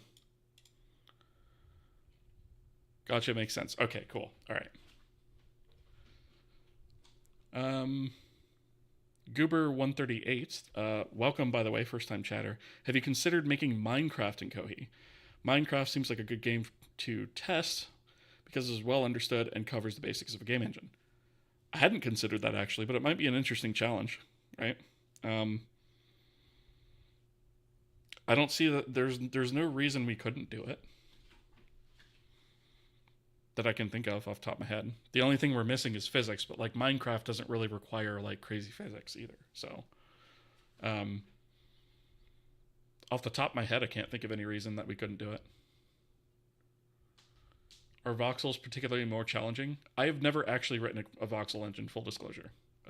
One thing that I have that I want to add to this engine is voxel-based terrain. So that's going to be my first experience with writing that. So whenever I get ready to add that, what I'm going to include as part of this series is actually the research that I do into it to kind of walk through my process of learning something I haven't done before. And I'm going to also do that when we get ready to write the other backends. Like when I get ready to write the metal backend. I've never written metal before, right? So when we get ready to do that, that's going to be a learning experience for me too. feel like voxel engines are really specific. Have a little Minecraft clone, but it's OpenGL, so it's basically Roblox. I'll never do OpenGL after dealing with that state machine nightmare. Yeah, I don't miss that. It's great. OpenGL is great, and its statefulness is great when you're trying to set up a small application. But as soon as you get past the point of like a super basic render, it gets really annoying really quickly. In my opinion, anyway. Okay, so we were adding our pass-through functions from our renderer front end to our renderer back end. So I've added these here in the header. Oh, I don't need the backend interface for all of these. So I can actually, let's see, I can actually remove these.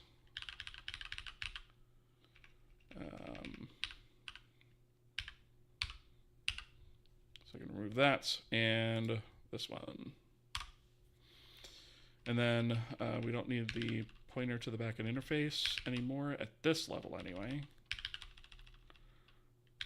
Okay. And let's take this one and let's go into the renderer backend, or the renderer front end implementation file.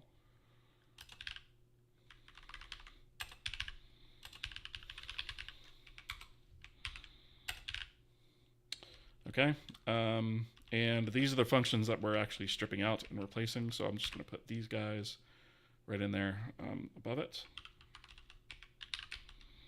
Right, so let's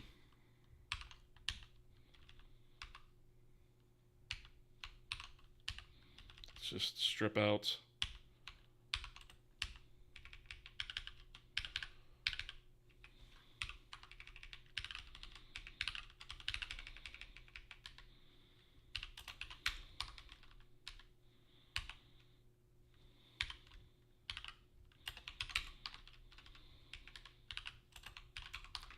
okay, so all this needs to do is essentially pass through to the back end. So we need to do state. Actually, we need to do return.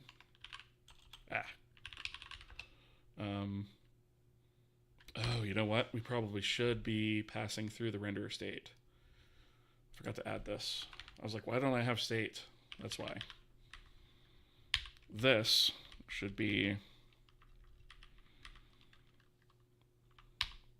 Oops. Paste. There. There. There and there. And I probably ought to...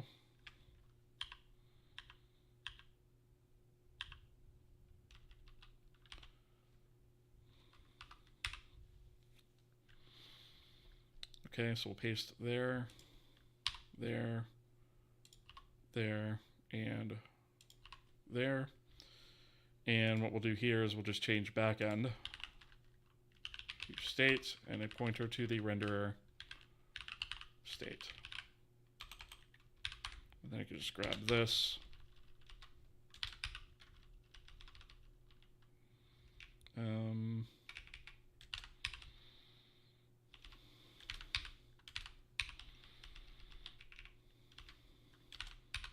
Okay.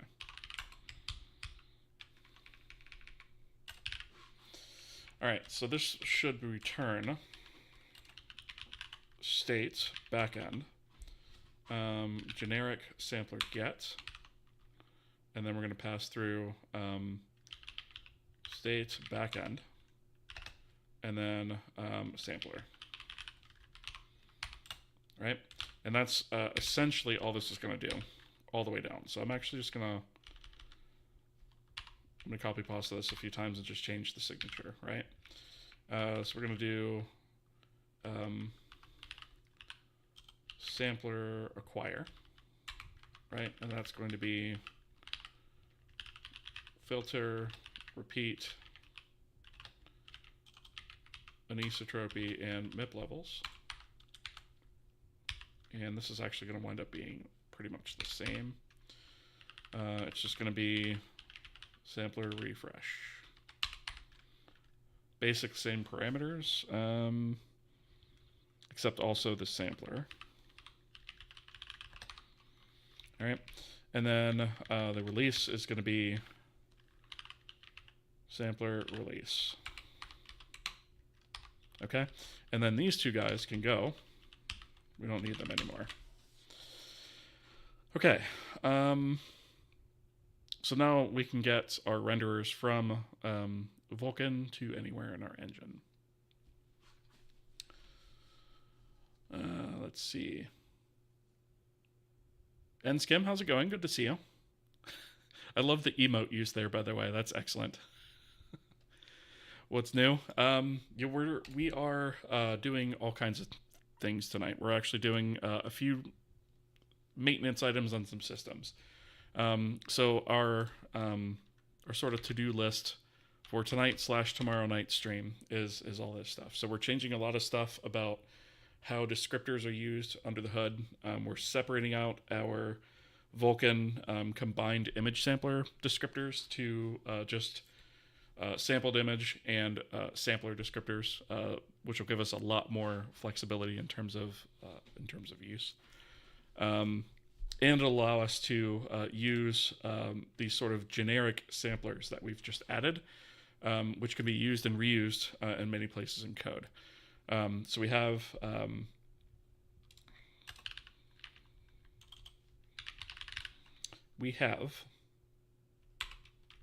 oh, you know what? I'm keeping these in the back end, but I actually don't think that makes sense now that I think about it.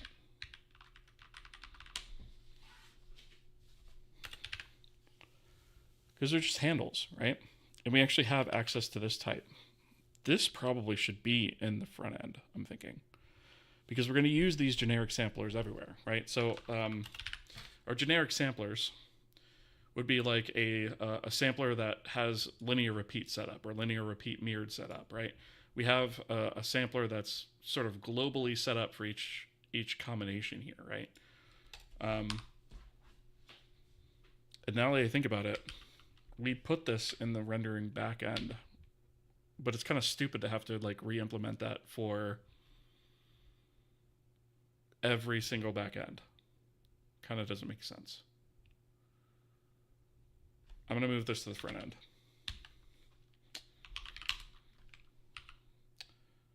which actually is going to allow me to get rid of some other stupid stuff.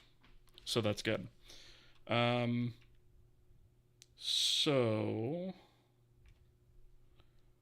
I won't actually have to reach into the back end to get these samplers, right? I could just get it directly from the front end.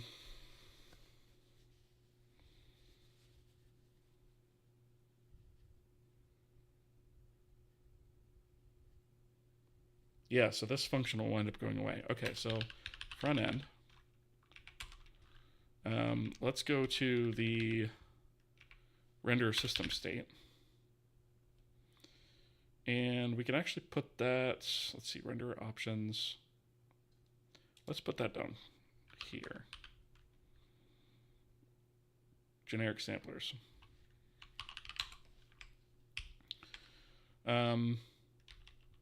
So really, this is actually just going to be, instead of all this, generic samplers.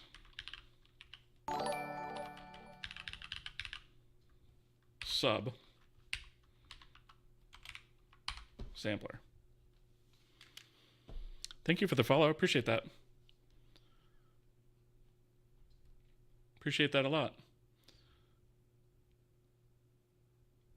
Magefish. That's excellent. I love the magefish. That's great. Been debating using NVR HL, or is that HI? HI. But that's a lot of experience loss. I am not familiar with that, actually. I'm going to Google that real fast, because I don't actually know what that is.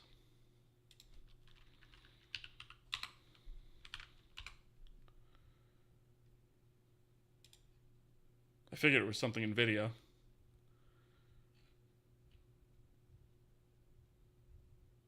Oh, rendering hardware interface. I do know what this is. Okay. I'm terrible with acronyms, by the way. Terrible, terrible with acronyms. I always get them wrong. I can never remember what they mean. Yep. Acronyms just drive me nuts, and like my day job is full of them. Okay. So this actually means that I can go. This generic sampler get for the backend doesn't actually need to exist. Right? The other ones do, but not that one.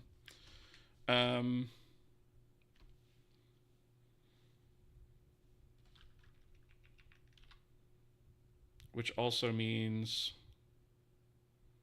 that the Vulkan version of that does not need to exist. Right, so this guy goes away. And then that goes away. Okay. What was the other check that we had here? Oh, right. If not state. If the user does something dingus and doesn't pass us a proper state, right? Or sampler equals shader generic sampler count.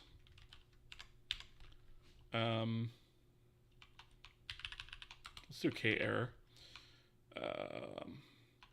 No state or invalid sampler passed. You dingus. Right? Because that's only going to happen if somebody's being a dingus. So return k handle invalid. So somebody's being a dingus, we're going to call them a dingus. All right, so now that we have that, we do need to go to the renderer backend where we create all that stuff.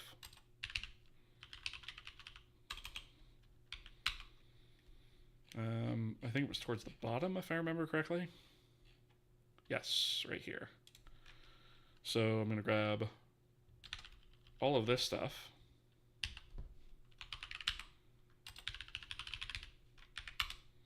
Go to the front end and head over to wherever we initialize. Okay. So we basically need to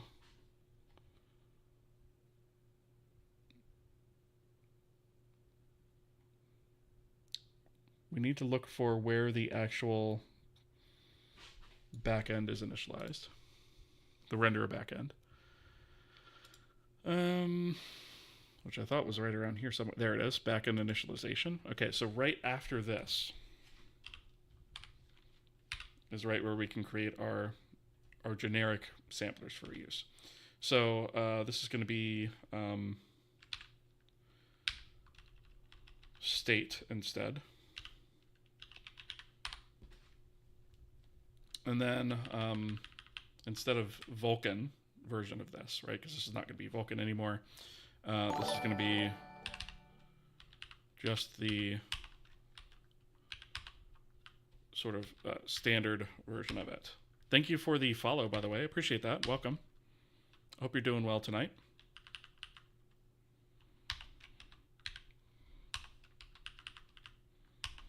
All right, and then we're going to change this to state.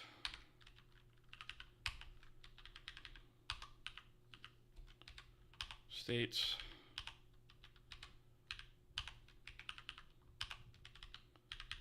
State. Okay. So now those are owned by the renderer front end, as they should be. They'll reach into the back end to be created, but because we're dealing with handles and not pointers to things, we don't have to worry about any of that stuff. It's just handles. We don't have to worry about lifecycle or any of that crap. The only other thing that we should probably do is we should probably release those. So what we're going to do is render system shutdown.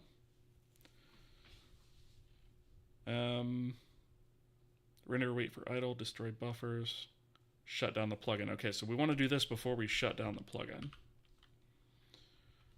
So we're going to say destroy generic samplers.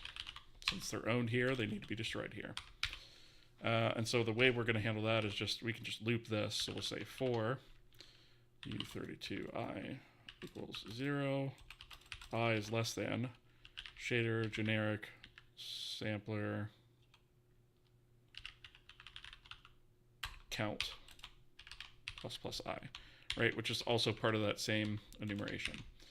And then now we can just say this generic sampler sub I, and instead of acquire, we need to do release, release, right? And I think all that requires is just a pointer to the handle. Yes. So you can just grab this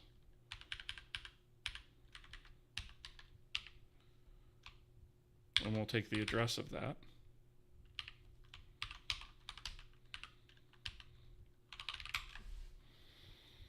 And there we go. Right? So we destroy all those samplers. That's going to automatically invalidate the handles for us. And that's all we need to do for that. So let's see. Add generic samplers to be usable everywhere. We are done with that. Okay, add a tracking system to shaders to whether or not these are used. Default texture maps to use these. Okay, so we're going to have to address those next. Probably in the next stream is when we're going to do that. We're kind of half done with this one. We've kind of defined what the format looks like in the actual file, right, where we have this. We define what that format can look like, but we haven't actually built the parser out or the deserializer for that yet. So we've got to do that. Bubble up sampler functions to render a front end. We are done with that. That is done. Remove concept of texture maps in favor of separate samplers and images. Okay. I don't think we've got everything involving texture maps out of the renderer yet, so we can't mark that one done. It's in progress. And then the shader system updates. I think I'm gonna do all the renderer stuff next, or first rather, and then I'll come back to these shader system things. Because the shader system sits on top of the renderer, basically. So I guess before we can do this one, we really need to do this, I guess. So we need to add separate image descriptors and sampler descriptors, and remove support for combined image sampler descriptors. So that's going to require some changes in the shader config. So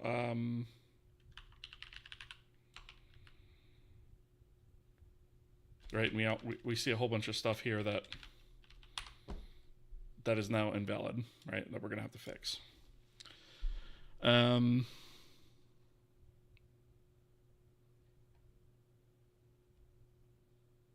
Oh, that's because we haven't completed the rename stuff in the renderer front end yet. So this is all fallout from that. Boo. Okay.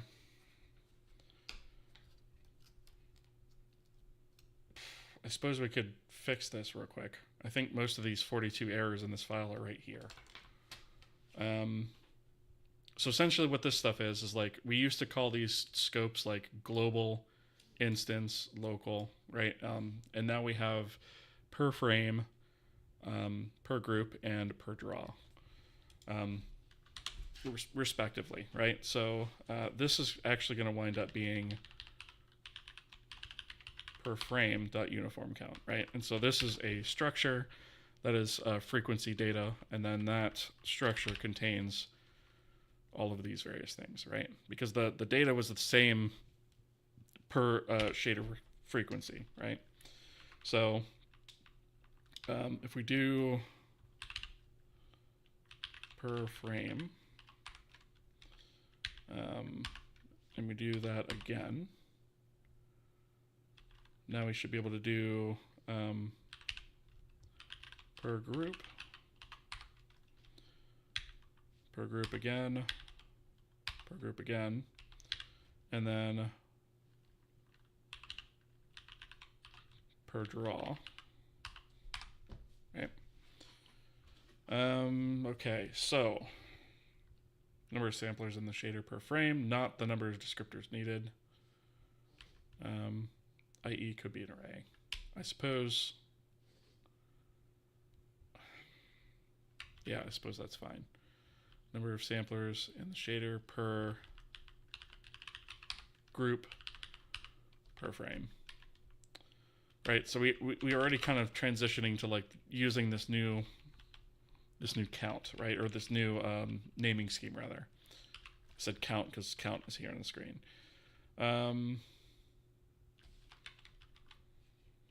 We just didn't quite get there yet. We did all of this stuff on the back end, but the front end never got updated. So shader update frequency per frame is global, right?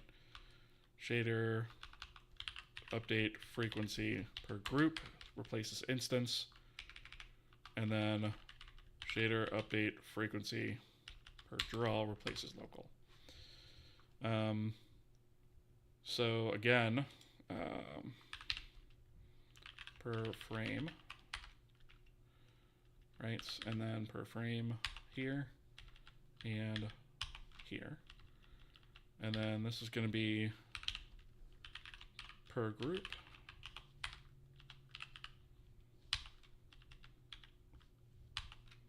Okay, and then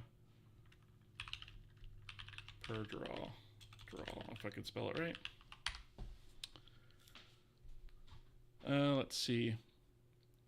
Remember long ago you were using function pointers as a way to polymorphism for the render backend abstraction. Is this still what you left in? Kinda, yeah. Because what I'm trying to do, like I think what you're talking about is,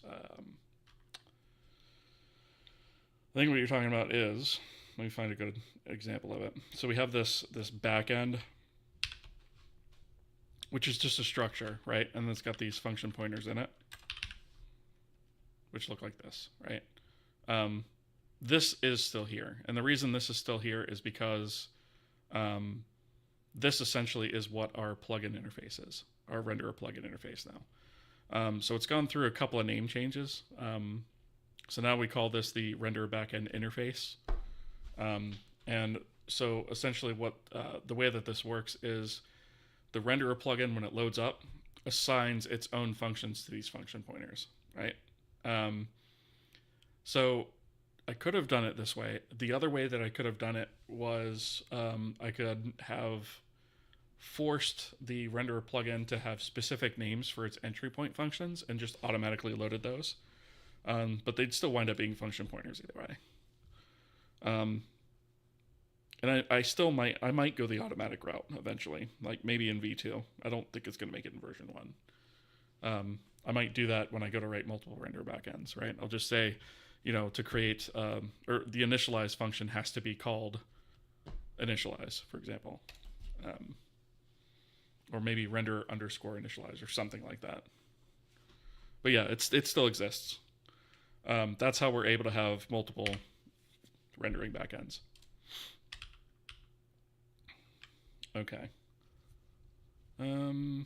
Okay, so this is not scope, this is frequency. Okay, so we eliminated about half the errors there. I'm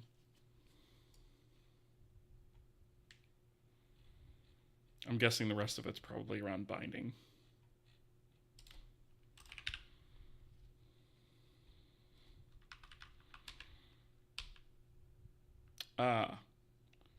Instance resources acquire. And the shader config structures which no longer exist for that. Okay. We do need to refactor these as well, because we obviously no longer call them global instance local. I might just do that off camera though, frankly. I don't see the point in you guys have seen me kind of rename that stuff. It's basically just a glorified rename at this point, just to make it a little bit clearer. What else is in here? Oh yeah, the renderer front end should not have access to the material system. That does make sense. Conflicting types. Right. That was another thing we did was K-geometry, the whole K-geometry thing. Oops. Fail.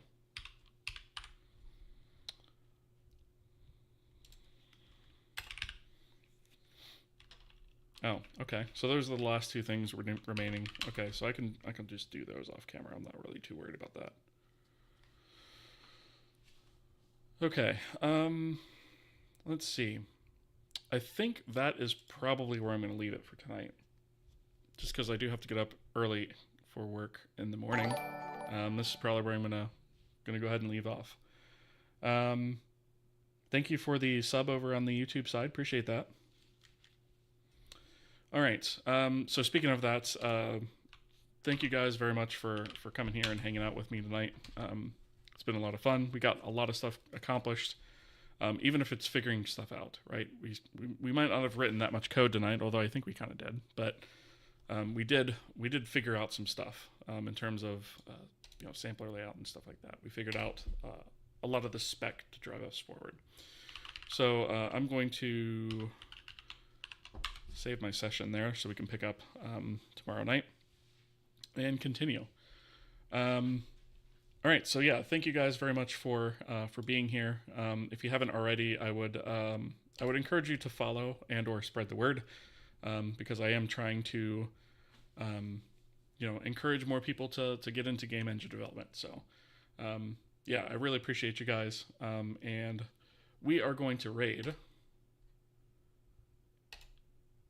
Hypnotic Games tonight, and the reason we're doing that is because he's another dev here on Twitch, trying to get his channel up and going, and so we're going to see what he's up to tonight, and yeah, that's the plan. Let me see. So yep, all right, the raid has started. So yeah, I will see you guys next time. Thank you again for being here. I appreciate you guys, and I will catch you guys on the next stream. See ya.